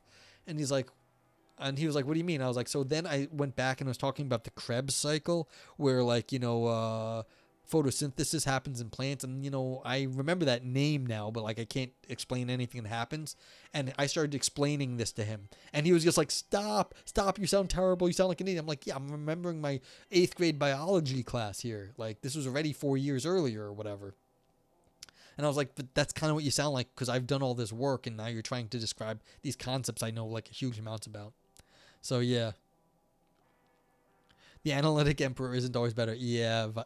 Yeah, see, that's the problem, Ivan, is that the analytic side is a lot of times not always with it either.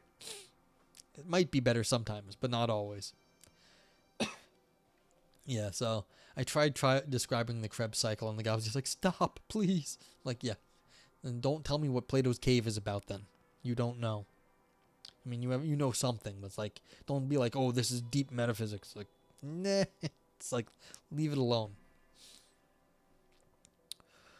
Or at least don't try to explain it to me.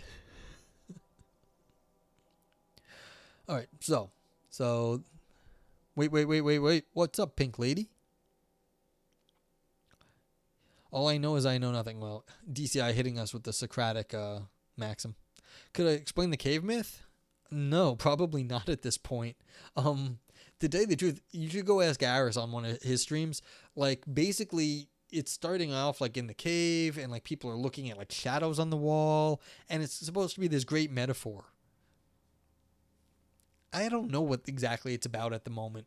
I'd have to go read it a little bit more carefully to tell you what Plato actually said. Basically, it's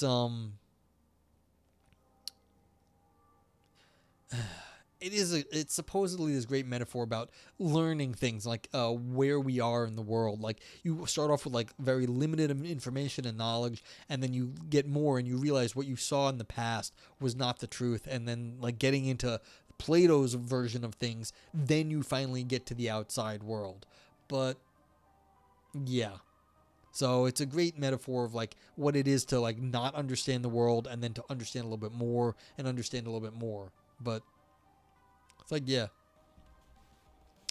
Well, that's one of the things, Maddie. Even if it's like a great metaphor, thousands of years old, but it feels superficial to you, it feels superficial because we've got thousands of years of thinking about this already. And so a lot of times it's like, well, is this a great metaphor? Maybe not anymore, but it was really good for a long time. And so, as Viper says, allegory of the cave is like the Matrix. It's once you get out of like being in the Matrix and you get out into like the real world, then only then can you really understand what the Matrix was.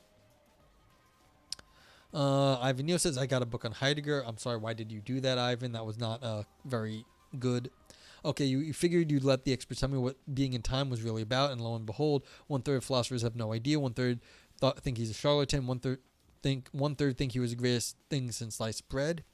Yeah, I will tell you something. I took actually some Heidegger courses. I was pretty good at Heidegger. I have an idea. He was not a charlatan. Is he the greatest thing since sliced bread? No, but he may have been one of the top metaphysicians of last century. Yeah, so it's not the greatest thing since sliced bread, but he was really one of the best metaphysicians of the 20th century. Valpo says, problem with the cave allegory is that, like the whole Republic, we have to work out whether it's about the city or the soul, and Valpo's still not sure. Yeah, see, the problem, it's not clear exactly what Plato is talking about all the time, and I don't know. It's like, yeah. But this is what he means. Like, you have someone who does not understand something, and then they try to explain it to you, and you're just like, this is not like really what's going on. It might be going. Heidegger didn't spend 5 years in evil metaphysics school just to be called Mr. Heidegger. Yes, that's basically it. Heidegger was one of these religious fundamentalist nutcases from out. He like his dad was one of these like pastors out in like the middle of nowhere forest. He was like called the like the bear of the black forest, because he was like from like this nowhere like fundamentalist whack job Christian church, like, and so he had this like super like whack view of the world. But like I said, he was so good at the metaphysics that he kind of made it work. And yeah, so it takes a long time. It's not easy. And once you understand what's going on in his metaphysics, where he shifts like from the scientific worldview to like a more person-based or being-based, not person, but like a human point of view. You say, well, look, what is the fundamental point of view? And he says, if you shift this way and you understand the metaphysics a little different, then everything else in your world can shift. And this is why people get all like up on him, is because he takes a different perspective on things, and you feel like you have a new perspective on the world. Now, this is why he's a great metaphysician, is because he's able to get people to look at the world differently in an interesting way. Can I explain that to you in the course of a stream? No, it's not going to happen. It takes a bunch of effort to put the time and work in. Typical academic. He's one of the greatest in his field. Oh, cool. So you agree with him? No, not at all. No, I agree with some of his. I agree with the move he made. Some of the moves he made are super fascinating. And you're not asking about truth a lot of times in philosophy. You're asking, did the guy ask interesting questions? And did he look at things in an interesting way? And the answer in that case is yes. And that's why I'm saying he's a great metaphysician, because he was able to ask interesting questions about the world and get like people to look at things in a new way. And so the fact that, do I agree with what he did in the end? No. But was he better than everyone else in that area at doing what they were doing? The answer is yes. And so he's definitely the best at the metaphysics in the 20th century. So it's like, that doesn't make me agree. It means he was better than everyone else. But no one agrees in the history of philosophy. That's not Like, do I agree with everyone in history of philosophy? No, I don't agree with Aristotle, like, on down. No, I know. I freak out, Ivan, every time I have, like, a little bit of continental things. Philosophers agreeing with other philosophers. I'm sure there's a joke there somewhere. Well, there's the old joke. You get, like, 10 philosophers in a room, you get 11 opinions. But that's for other people. Carnap, smash. Yeah. Good old Rudolph. You know, there's, like, a Carnap blog. It doesn't really publish that much, but, like, they were, like, publishing, like, stuff on Carnap. Tindari says, well, the cave was about that. I think it was slaves living in a cave behind a wall, so light can come through the entrance and display everything as shadows on the wall, which the people believe is true. One day, one guy goes outside and finds out that it actually is a cave and tells him, and nobody believes him in the end. And he continues to sit alone in a room and look at a screen. It's like, that's the thing.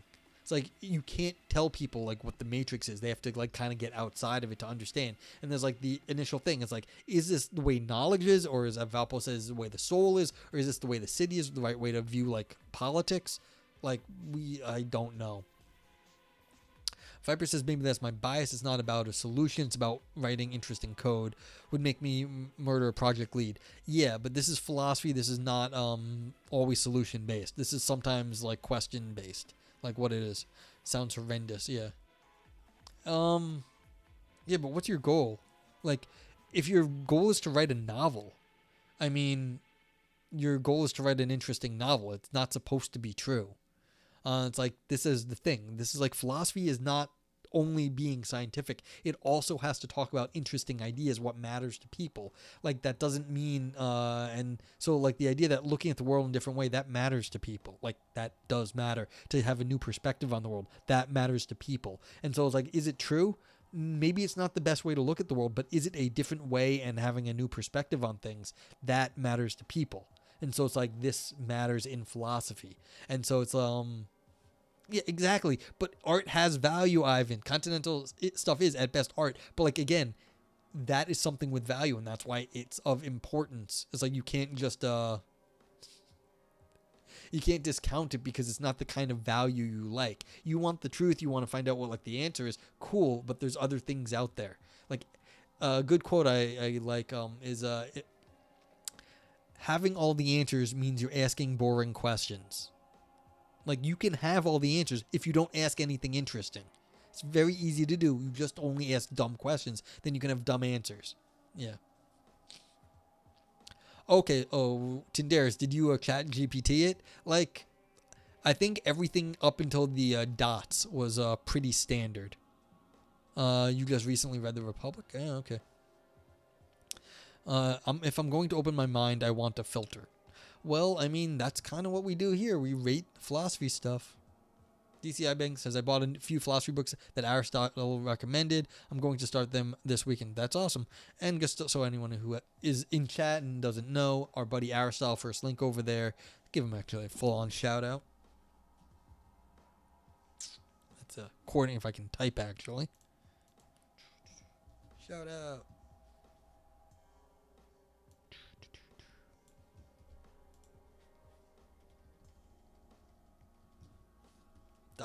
Misclick. There we go. Anyone who doesn't follow Aristotle, go follow Aristotle. He's our buddy, philosophy friend. So, yeah. Okay, so that was you. This is your Chat GPT one. Aha. So this is the Chat GPT version of what is the Plato's allegory of the cave. Prisoners are chained in the cave, seeing only shadows on the wall. One prisoner is free, discovers the real world outside, and understands the shadows are mere illusions. He returns to inform the others, but they ridicule him, unable to grasp the true reality beyond the cave. The allegory illustrates the difference between the world of appearances and the world of ideas, emphasizing the role of education and enlightenment in understanding reality. Yeah, see, lifted from some intro philosophy textbook. I mean, that's probably like in a encyclopedia somewhere. Like, this could be like an encyclopedia blurb. Could have just lifted it from like an old one, and that could have been lifted from an encyclopedia from 1850 for all I care. Like, it hasn't really changed in theory, so it's like not bad, but cool. But like, yeah, you could have also like got the first paragraph out of Wikipedia too. So that's a question. Like, wonder what the first paragraph of Wikipedia says, if it says exactly this. Okay, let's see if we can get through this paper. We've got another few pages.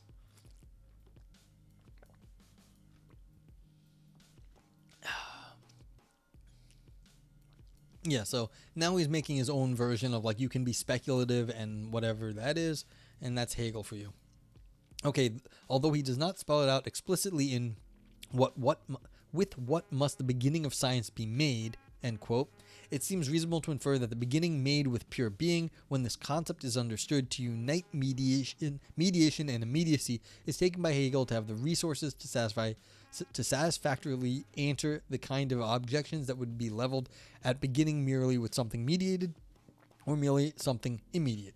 It can appeal to its simple immediacy to answer the skeptic who suggests that the beginning might be problematically dependent on further presuppositions, and to its mediation to answer the skeptic who suggests that the beginning must simply be arbitrary. DCI says, now I'm going to sit in Starbucks with my new philosophy books with my Mac whilst I wait for my car service to be done sipping a chai latte. I can't wait. Yeah, you can go be like a terrible hipster. Go do it. I mean, I guess I have to admit to that at times. Like, go to I go like to coffee shops with my little pen and paper and I write. So, it's not terrible. Although I do try to avoid Starbucks. I try to go to, non-Starbucks coffee shops. That's why I support them. And you're going to use almond milk? There you go. Oat milk or almond milk. Okay, there you go. Yeah, so... Oh, yeah, and Ivan, remember, what is quantum physics? Particles act as both waves and particles. Those two things don't normally mix. So the idea that things can be two ways at once, does it make sense? No. Do we do it all the time? Yes.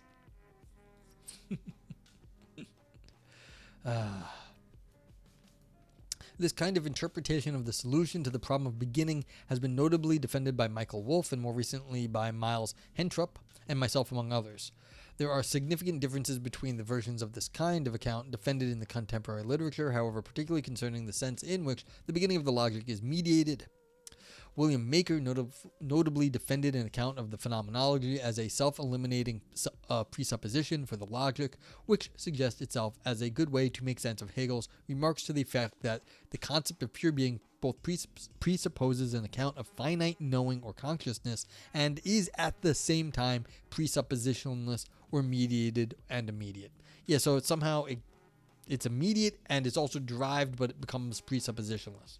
Like it somehow does it to itself. It eliminates its own presupposition as something that is derived, but then also is derived and therefore is immediate. How does that happen? No one knows. Hentrup, on the other hand, argues that pure being can be seen as immediate and mediated, not because it presupposes the argument of Hegel's phenomenology, but because after beginning with the immediacy of being, the content of the logic comes to mediate itself. Yeah, so it becomes self-grounding. It's immediate and then self-grounds, ultimately turning in a circle and returning to the concept of being at its end. Oh man, I don't want to be a hipster. I was doing that way before they were.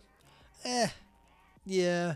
Sometimes you have to realize that it was a good thing. Like, it's not a terrible thing to sit in a coffee shop and like read a book and, have your little coffee and stuff. Ivan Neal says if Hegel was exposing a consistent duality, that would be great, but he isn't being clear enough to justify the extraordinary claim. The more likely scenario is that he is hiding BS in his incomprehensible prose, and posers are interpreting his writing like a Rorschach ink blot. See, the problem there is, like I said, Hegel is too popular to just call out all of them posers. And so you're calling serious philosophers posers because serious philosophers do like Hegel. Maybe you don't like them. Maybe they are just wrong.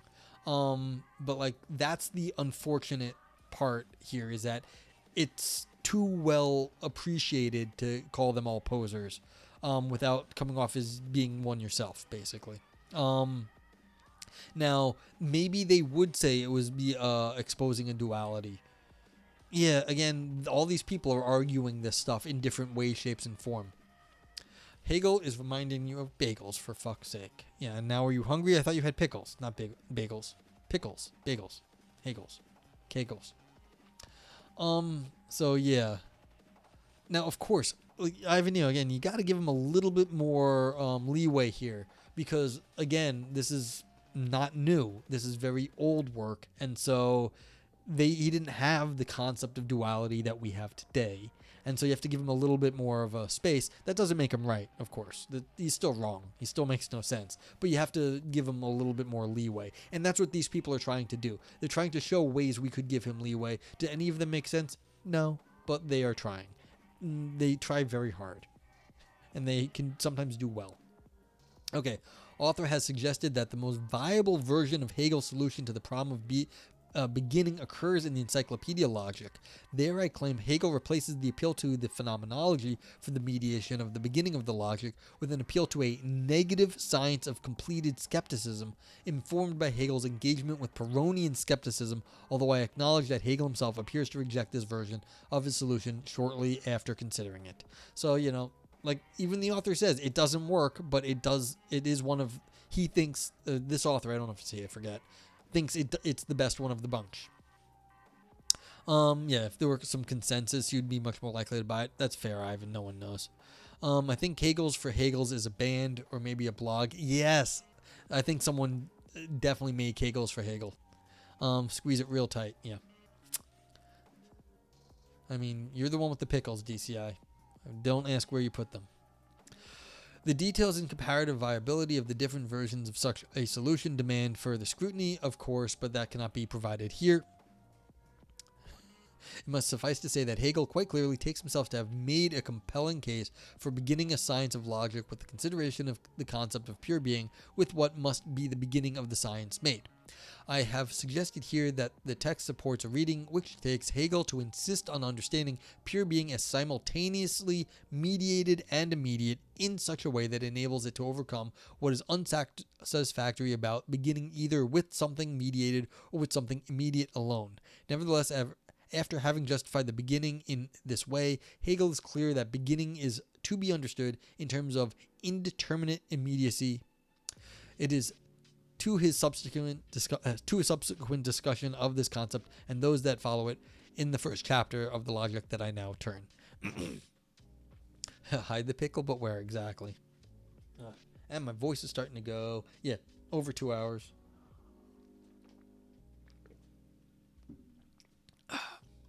Okay, so how much farther we got? We got 5. Yeah, we got to get to the bottom of 8. So we got a little bit more, not a ton. Okay, so now we're going to find out about being, nothingness, and becoming. The first chapter of the science of logic begins by considering pure being and then the concept of nothing and becoming which follow from it. The basic moves of this chapter can be fairly straightforwardly rehearsed. It begins with pure being, understood as pure indeterminacy and emptiness, without any difference, determination, or content. Hegel says there is nothing. In this concept to be thought, being is in fact nothing and no more no less than nothing. The focus of the chapter now switches to the concept of nothing.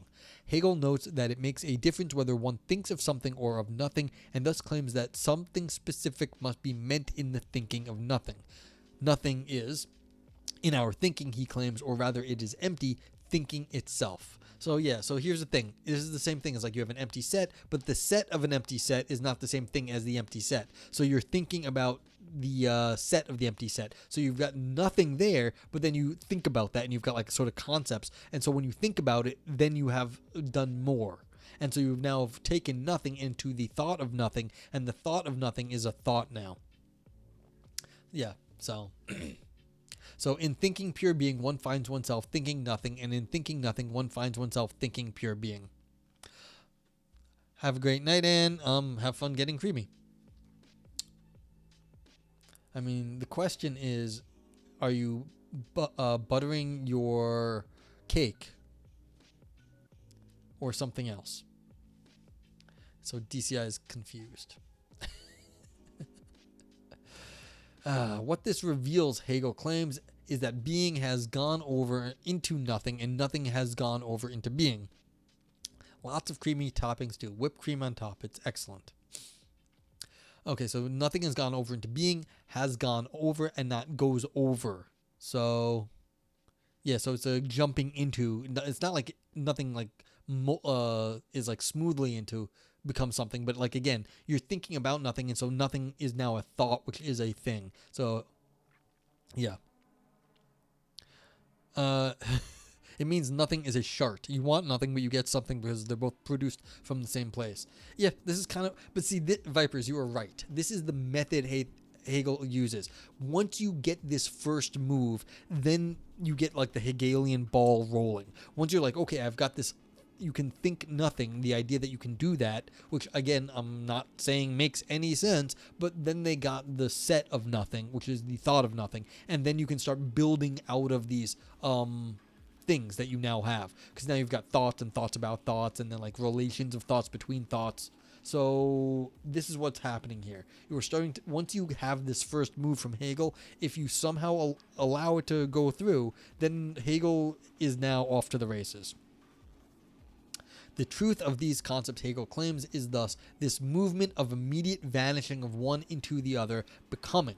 A third concept, becoming, has now appeared, which unites the previous two. In becoming, Hegel claims being and nothing are distinguished, but by way of a distinction which has also immediately dissolved itself. Yeah, so now you start off with nothing, and then you have the concept of the thought of the nothing, which is something, and so clearly you have moved, you've become, like the thought has become nothing to something, and that then also represents a becoming, which allows you to distinguish between the nothing and the something, because it had to do the becoming in between. Yes, we were talking about coming a lot earlier today. Okay. Within becoming, Hegel adds, being and nothing are identifiable as two moments coming to be in the case of nothing, understood as immediately having gone over to being, and ceasing to be in the case of being, understood as immediately having gone over into nothing. Since each of these moments is the immediate vanishing of its content, Hegel argues, this necessitates the vanishing or collapse of becoming itself as a concept which is only through the distinction of being and nothing. Yeah, so now if you're thinking about something that happens to be nothing, then you go into the nothing, and then you think about the nothing, and well, that's a concept, and so that becomes a thing, and then you're becoming in between. If a Hegelian talks alone in a forest, does he annoy anyone? Yes, he annoys himself.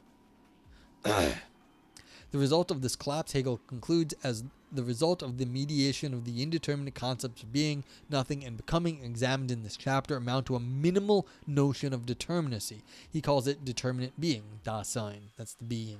The examination of this concept and its subsequent dialectic are the focus of the second chapter of the doctrine of being. As I indicated earlier, a great deal of critical attention has been paid to the first chapter of the Science of Logic since its publication. Why should this be? It cannot be because we learn a great deal about Hegel's metaphysical commitments from this chapter, nor that the concepts treated there are terribly useful ones for making sense of reality. DCI says, so a set of nothing is a set of something because it's nothing in a set. Yeah, I mean, in like mathematics, like set theory, basically you start off with like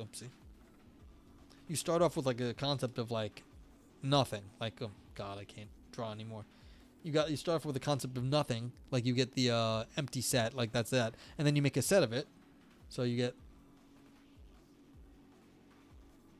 and this is the singleton of the empty set, and then you can call that one, and then you can, like, again, and then you can say, like, well, you got the set of that, and then you can call this 2, and, like, that's how you do set theory, is you represent, like, 0 as the empty set, 1 as the set that only contains the empty set, and then you can have, like, 2 as the set that contains the empty set. So this is the sort of thing. You build sets out of something because there's nothing there, which is the empty set.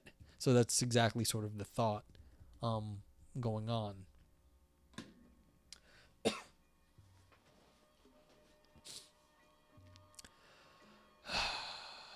Yeah, and then there's, of course, different ways to do it in math. So unicorns are real because we can conceive of them. The idea is real because you can conceive of the idea. So again, these are concepts.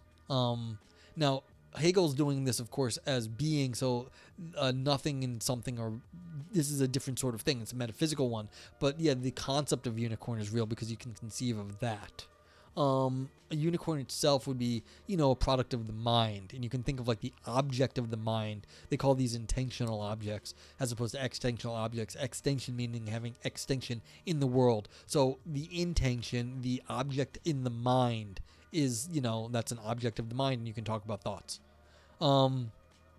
but that means nothing is something. Well, yeah, your thoughts are something.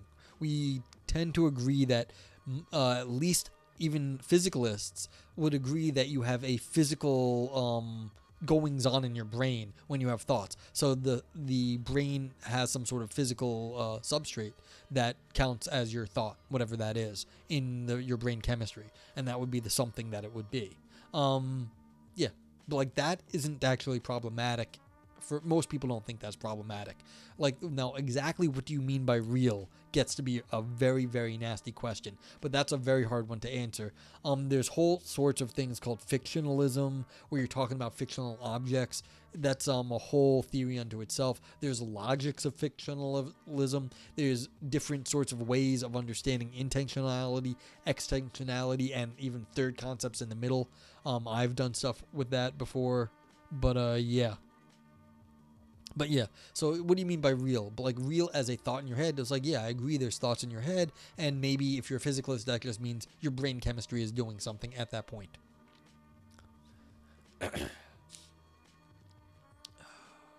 Okay. Yeah, so no one thinks these concepts are treated terribly useful ones for making sense of reality. Of course, this is just saying being and nothing and becoming, like that's it. And so this is not terribly useful for reality, but why do people talk about this? In the first case, all one really learns about Hegel's metaphysical commitments from his account of being, nothing, and becoming is that he does not think that reality consists simply in undifferentiated Parmenidean being. Yeah, so he's not a monist. He's got a few different objects going on. It breaks down into like this tripartite thing. But almost nobody thinks that there is true reality. All there is to reality is undifferentiated Parmenidean being, so there is nothing remarkable about Hegel's position here. Yeah, so he's not a monist, and so that's not that special, though. In the second case, the concepts treated in the first chapter of the Logic are in fact uniquely poorly suited for making judgments about the world. While Hegel might not assume from the outset of the Logic that the form of judgment is fundamental to thought, it is nevertheless the case that the majority of the concepts treated in the work can be treated as predicates of possible judgments and used as such in making sense of reality. This is clearly not the case with pure being and nothing, since there is no entity in the world that purely and indeterminately is, nor one that is purely not. There is thus no true judgment that can be made which has pure being or nothing as its predicate. Why then has this chapter received so much attention? Yeah, because if you have pure being and pure nothing, you're not talking about that in any way because they're completely empty concepts or almost completely empty. Like, that's the whole point. So that means nothing, which is something. So it seems like solipsism light. Well, this is the fascinating question, Fibers. Hegel builds on this and apparently gets somewhere. So like, how do you get from, and it's an idealistic theory, idealism. So yeah, it's kind of solipsistic. It's all like this grand idea, but like, Hegel, the reason people are fascinated by this is because Hegel apparently seems to get somewhere. And that's what's fascinating. How do you get something out of this nothing? And I think that's one of the reasons people like Hegel. Okay. The author says, the most widely accepted answer to this question, I think, is the one provided by Dieter Heinrich. The outstanding methodological significance of the first chapter of the Logic justifies the interest in it. See, this is what I was saying. It makes it interesting. The methodological significance justifies the interest in it from the supporters and critics alike. They think this is a fascinating way to do philosophy, that you can take these weird concepts and build from there and somehow get somewhere. And this is what I was saying. This is the most widely accepted answer to the question. The suggestion is that it is not so much the content of the chapter that is significant, but the way in which it illustrates the dialectical method according to which all of Hegel's logic supposedly proceeds. And there is no doubt that the account of being, nothing, and becoming has become and remains a popular choice for commentators seeking to give an overview of the way in which Hegel's logic progresses. Yeah, so this is the thing. Tindarius is not buying this. He's kind of laughing. We've got the fucking Hegel from Rethius. Oh, it illustrates something. All right. Yeah. D's nuts, I guess. Yeah. Like I said, when I started to figure out what actually was going on, like, I don't think any of this makes any sense. I can see it from a historical perspective. some of the things Hegel was talking about. But like people love this. They think, okay, we're starting from nothing and we got a method out of it, and then the method determines the rest of Hegel's thought. It's like, holy shit, it determines the rest of Hegel's thought. Oh, you were referring to Ivan? Roar! Yeah, I mean, like I said, I'm not hating on you if you're Hegelian. Like, it's fascinating stuff. Is this Hegel? Is this Hegel night? Might be my first Heckle night. Go for it. Like, not most people do not are not Hegelians, but like some people love Hegel, and Tindarius loves Hegel. Fees are $5 per month. You think this stuff is anti-intellectual? Well, it's anti-certain kinds of intellectual. That's completely fair. Now, like I said, there are very serious philosophers who do like Hegel. I mean, here's the thing. Like, Marx would not exist without Hegel. And so, like, you might think politics is not, like, scientific knowledge. That's fair. But political philosophy is a thing. Like, political science is a thing, not scientific. But, like, there is a big deal to do with politics. And so it's like, you can say it's anti-intellectual, but, like, being a political scientist is not anti-intellectual. Being a political philosopher is not anti-intellectual. And so it's like, this has a direct line to Marx. So that's the thing. You don't know how good his translations are? Who knows? They are not serious? Well, I mean, who's not serious? All political philosophers are not serious? Rhetheus is going to be penalized for being too serious? Yeah, well, you're also not Hegel, Rhetheus. At least maybe I don't think you are. Maybe you are Hegel, reincarnated or something. I mean, this is the problem. If you're accusing of all political philosophy that like comes out of Hegelian thought as not serious, like you're gonna have a lot of people you're gonna be disagreeing with, which is okay. It's just I'm saying it gets harder and harder to maintain that sort of position. Okay, he isn't Hegel. Yeah.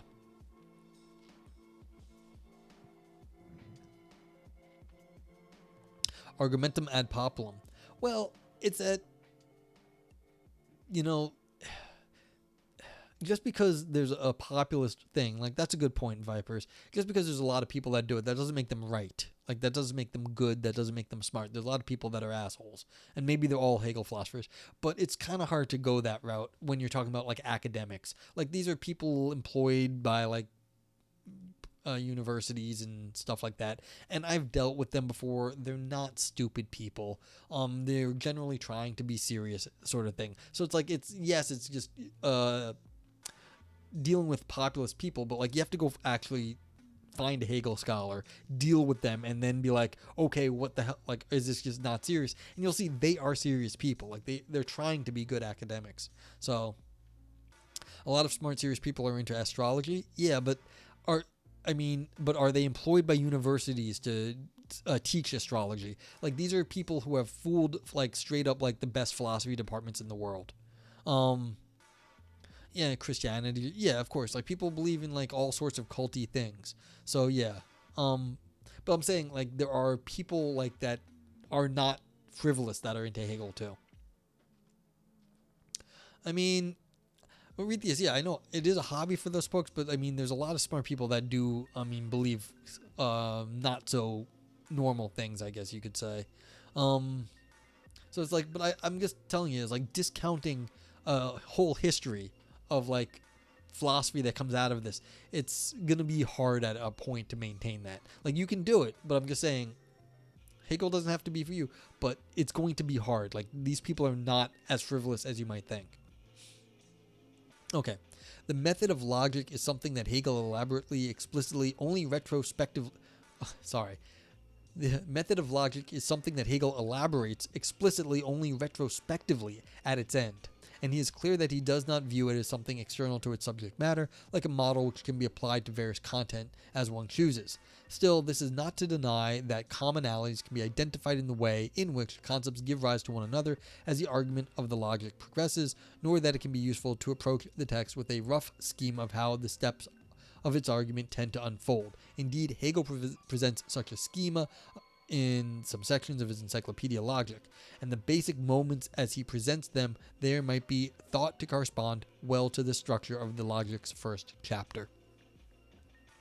Yeah, it took me a long time, Retheus, to understand anything about Hegel. I didn't understand anything about Hegel until, a few years ago, and then started to click. Not like this stuff. I think this stuff is, like, I understand what Hegel's doing. I don't think it's good, but I understand, like, sort of, like, his general perspective in terms of idealistic thought. Vipers, I don't know if you're going to get the distinction of a concept and a thing out of this. We're not discussing, like, the author's not going into that here, and I don't know if I am qualified to discuss exactly what Hegel thinks the difference is here. But, like, again, how did you get from nothing to the concept of something? You move from the nothing to you're thinking about it now, and so that would be the concept. The object is the subject of the thought, and the concept is the thought.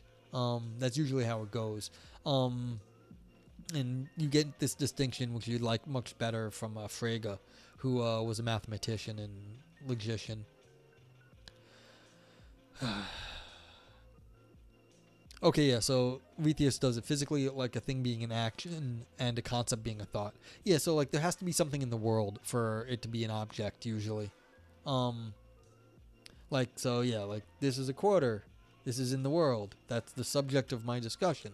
My, like, talking about it. My talking about it, those are the concepts, like my thoughts about the thing. But, like, this is the object in the world. The, concept is in my head. So it's like, where are you talking about the thing?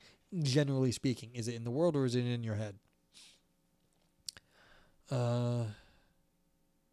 Tendero says his take on the world and how he sees and experiences it with his thought process and dialectical method, also his logic referring to the phenomenology of spirit. But he's also a great teacher in the philosophy of history, which is basically teaching you history. Yeah, this is the thing. You have to, it's once you start understanding more about his philosophy of history, then a lot of this is tied up with that. And so it's hard for me to, like, explain that because I can't. But like, I'm not good enough at that, but like, I have some sort of sense of that now. And so once you start doing that, like, it all starts to come together a little bit better, which is unfortunate. But like, if you're just reading from the beginning, it's harder. Viper says, so nothing is in the world because we can conceive of it. It's something, so it can't be in the world. Yeah, see, that's the thing. Having the predicate in the world doesn't make any sense yet. You're just talking about pure nothing and pure being, and so you don't have in the world yet. And so this is part of the difficulty in what the author was talking about up here. Like, you can't use it for anything at all. There is nothing. That's what they were saying right here. This is clear. Yeah, this is clearly not the case with pure being and nothing, since there's no entity in the world that purely and indeterminately is, nor one that is not. So you can't use them because we're not talking about in the world. And so that's generally the concept, but that doesn't apply to Hegel's concepts here. And so that's the difficulty. You're talking about something metaphysical at this point. You've got a distinction, but like it doesn't quite work at this level because you're at the metaphysical level, not at the normal, like, everyday object level. How do I think Hegel would react to Tucker Carlson? I mean, I expect, like, most academic teachers would, which is just mostly shaking their head. Oh, yeah. Well, Tindarius, go for it. Okay. Okay, so basically, this is what I think the author is saying here, is that basically you can look at the past of what's going on in most of the talk here, and then you'll understand better about the method. And that's part of the thing. It's a lot of this is about the method and why people are fascinated with it. The first moment considers a concept, perhaps being, from a perspective which is abstract or intellectual. This is to hold fast to a concept as has been defined in contradistinction to any other concept, and to take it simply as self-standing and existing. Okay, so we got a ChatGPT response. Oh, that could be fun. Hegel, a philosopher emphasizing dialectics, might appreciate Tucker Carlson's role in fostering intellectual debate between opposing ideas. However, he could be critical of Carlson's sensationalism and oversimplification of complex issues. Hegel's focus on history and culture might also lead him to critique Carlson's approach to certain topics. Yeah, I mean, I don't think Hegel was into the fake news thing. And so, yeah, and there were wars and stuff, and Hegel, I don't think, had the best life because of like bad things happening. And so I think he would have been unhappy with sort of like the partisanship that Carlson does. Okay. From the merely intellectual perspective of the first moment, and that's the conceptualizing of this nothing, so you're intellectualizing it, this would be to externally confront a concept with something held to be its opposite, and from this contradiction, Hegel holds nothing would follow. But he claims if the first concept can be seen to give rise to the second of its own accord, as was arguably the case with being and nothing and vice versa, then the concepts in question are being considered according to a negatively rational perspective. In this light, Hegel suggests the self-negation and going over into the other of the concepts in question, their becoming perhaps, amounts to the moving soul of the scientific progression. Now, Ivan Neo, I want you to pay attention really closely right here. We're talking about the moving soul of the scientific progression. Finally, the speculative or positively rational moment makes possible the grasping of the unity of the concepts in question, their dissolution, and their going over as something affirmative, determinate being, perhaps. Yeah, I'm losing the voice.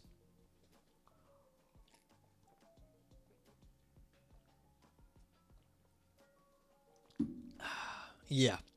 And this happens every time we read Hegel. It gets messy. Okay. So if this is right, then the widespread tendency among commentators to appeal to Hegel's treatment of being, nothing, and becoming in order to illustrate the general method of logic may be justified. Yeah, I mean, this is the point. This is kind of what he said, and this is what people take it. It's that you've got these two things, and they kind of go over into each other, and that's kind of how he thinks of everything. This is the fundamental method.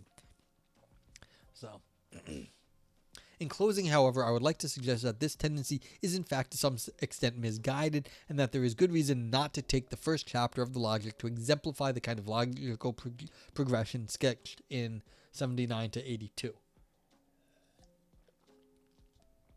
There is an alternative approach that one can take to the chapter in question, which does not exemplify this kind of progression so much as it makes possible in the first place. So, keep this up. I'm going to put a timeout on that thing, on the redeem. That Hegel's account of being, nothing, and becoming does not quite correspond to the schema is indicated, I think, by the manner in which Hegel insists that the being and nothing have gone over into one another. They do not go over. As Sebastian Rodel puts it, being is its having transitioned into nothing, and nothing is its having transitioned into being. This is to suggest that there is nothing that neatly corresponds to the first intellectual movement of the logical progression in this chapter. There is no moment in which one can hold the concept of pure being in isolation, since as soon as it's thought, it has already become nothing, and vice versa. Yeah, so this is the thing. When you intellectualize Hegel, a lot of times it kind of goes wrong. He says don't do this, but the question is then what are you saying if you can't even think about what you're talking about? And so this is fair, but it gets real hard to say what is Hegel doing at that point. When discussing Hegel, the drink redemption should be changed to alcoholism. I think that's why Ivan went quiet. I sure hope not. I mean, don't get yourself alcoholically in trouble. But yeah, yeah. Ivan's probably just said, fuck this, I'm out. Which is okay. Not all philosophy is for everybody. Nicholas Stang has recently suggested, by way of an interpretation of Hegel's appropriation of the Spinozist motto omnis determinatio est negatio, that Hegel appeals to a contrastive principle in the dialectical progression of the logic, whereby, in order to think A as A, thought must contrast A with something it is not A.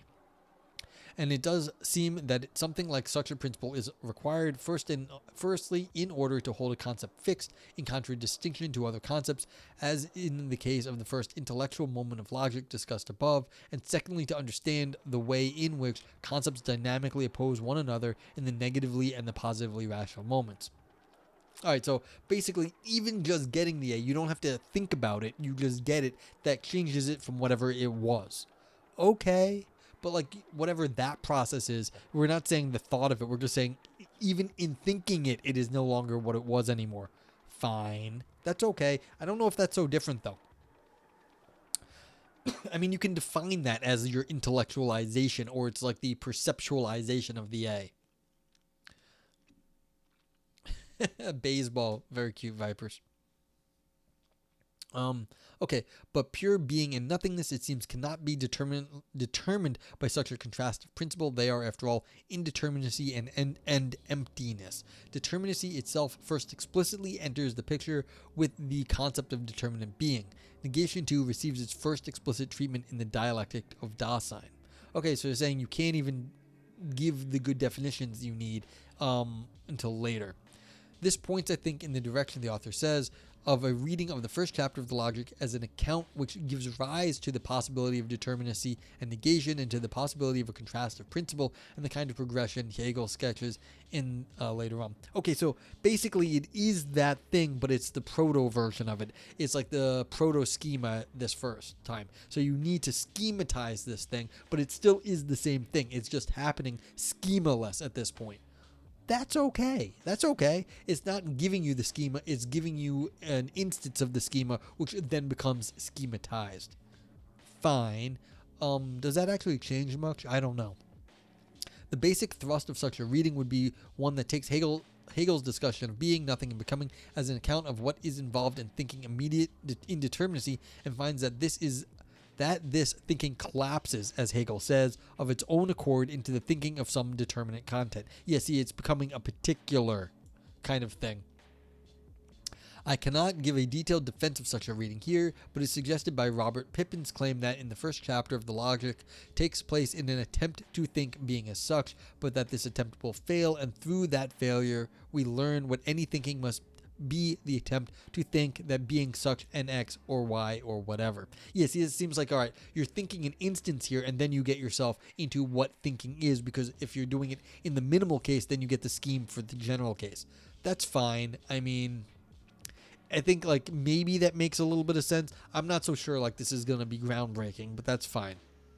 In other words, we learn what is thought, and what is must at least minimally determine it. Yeah, so what the doing the most basic of thought, you get to see what thought is in that doing the most basic of thought. If such a reading appropriately fleshed out is correct, then the first chapter of the Logic retains its outstanding methodological significance, not as an exemplar of the method of Hegel's logic, but as a short argument for the impossibility of radically indeterminate thought, and thus for the necessity of the kind of determinacy that the dialectical transitions which make up the argument of the rest of the text require. As Hegel puts it, summarizing the rest of the account of being, nothing, and becoming, now this unity of being and nothing in Dasein as first truth constitutes the element of all that follows. Yeah, so once you have this sort of minimal thing, then you can model your reasoning after that. And it's not so surprising that the modeling of the reasoning that comes later follows a similar structure. But you have to start with the determinate thought first. You don't just get the schema. Okay. Conclusion. In section 2 of this article, I examined Hegel's case for beginning a science of logic with the concept of pure being. I suggested that he argues that this beginning is justified only if it is understood to be both mediated and immediate, in such a way as to be able to answer skeptical rebuttals that might be leveled at an attempt to begin with a concept that is merely mediated or merely immediate. Object-oriented philosophy? I'm describing AP. I don't know.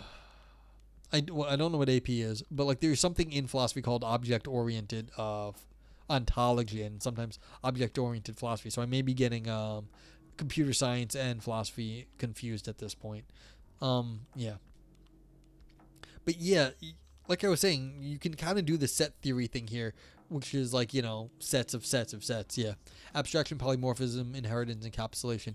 Yeah, see, this is the sort of thing. Like, you've got objects. And so, yeah, you could call this sort of a mathematical object scheme. That would actually kind of fit with that.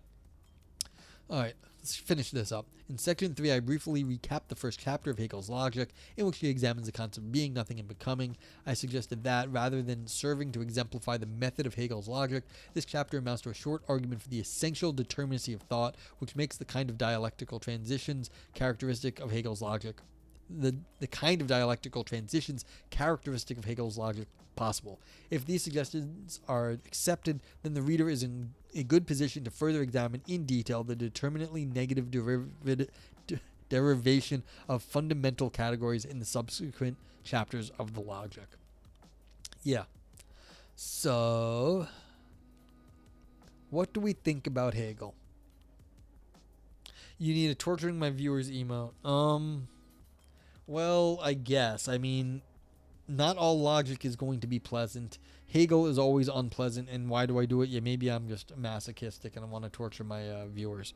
Let me see. What would I call this one? So these are my future emotes. What are we talking about here? Oh, did we get anywhere in this paper? The author got where they wanted to go. So it's not like it shriveled up. They didn't make grand claims and fail. But this is actually going to be a turd. A golden turd. Because it looks shiny and you say fancy things, but it's still Hegel. And so we don't know what happens in the end. That's what it goes. So you're getting one of these. Is there anything else to say about Hegel? Like, what was good here? Like, what do we like about Hegel?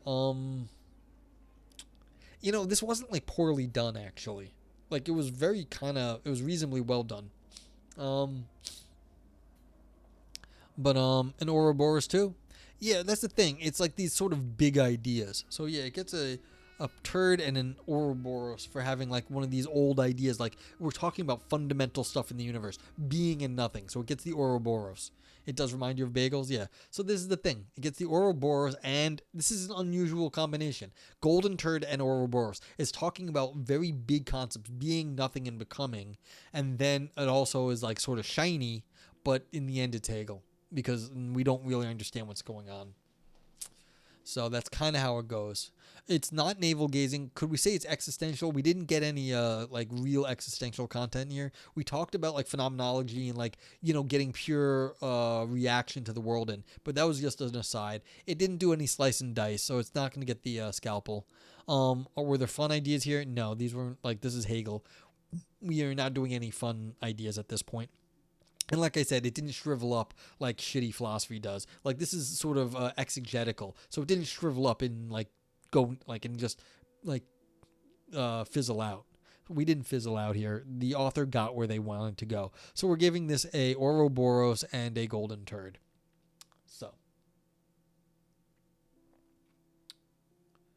if you're going to give it a thumbs up. Yeah, and we can also remember you can always do vote yay.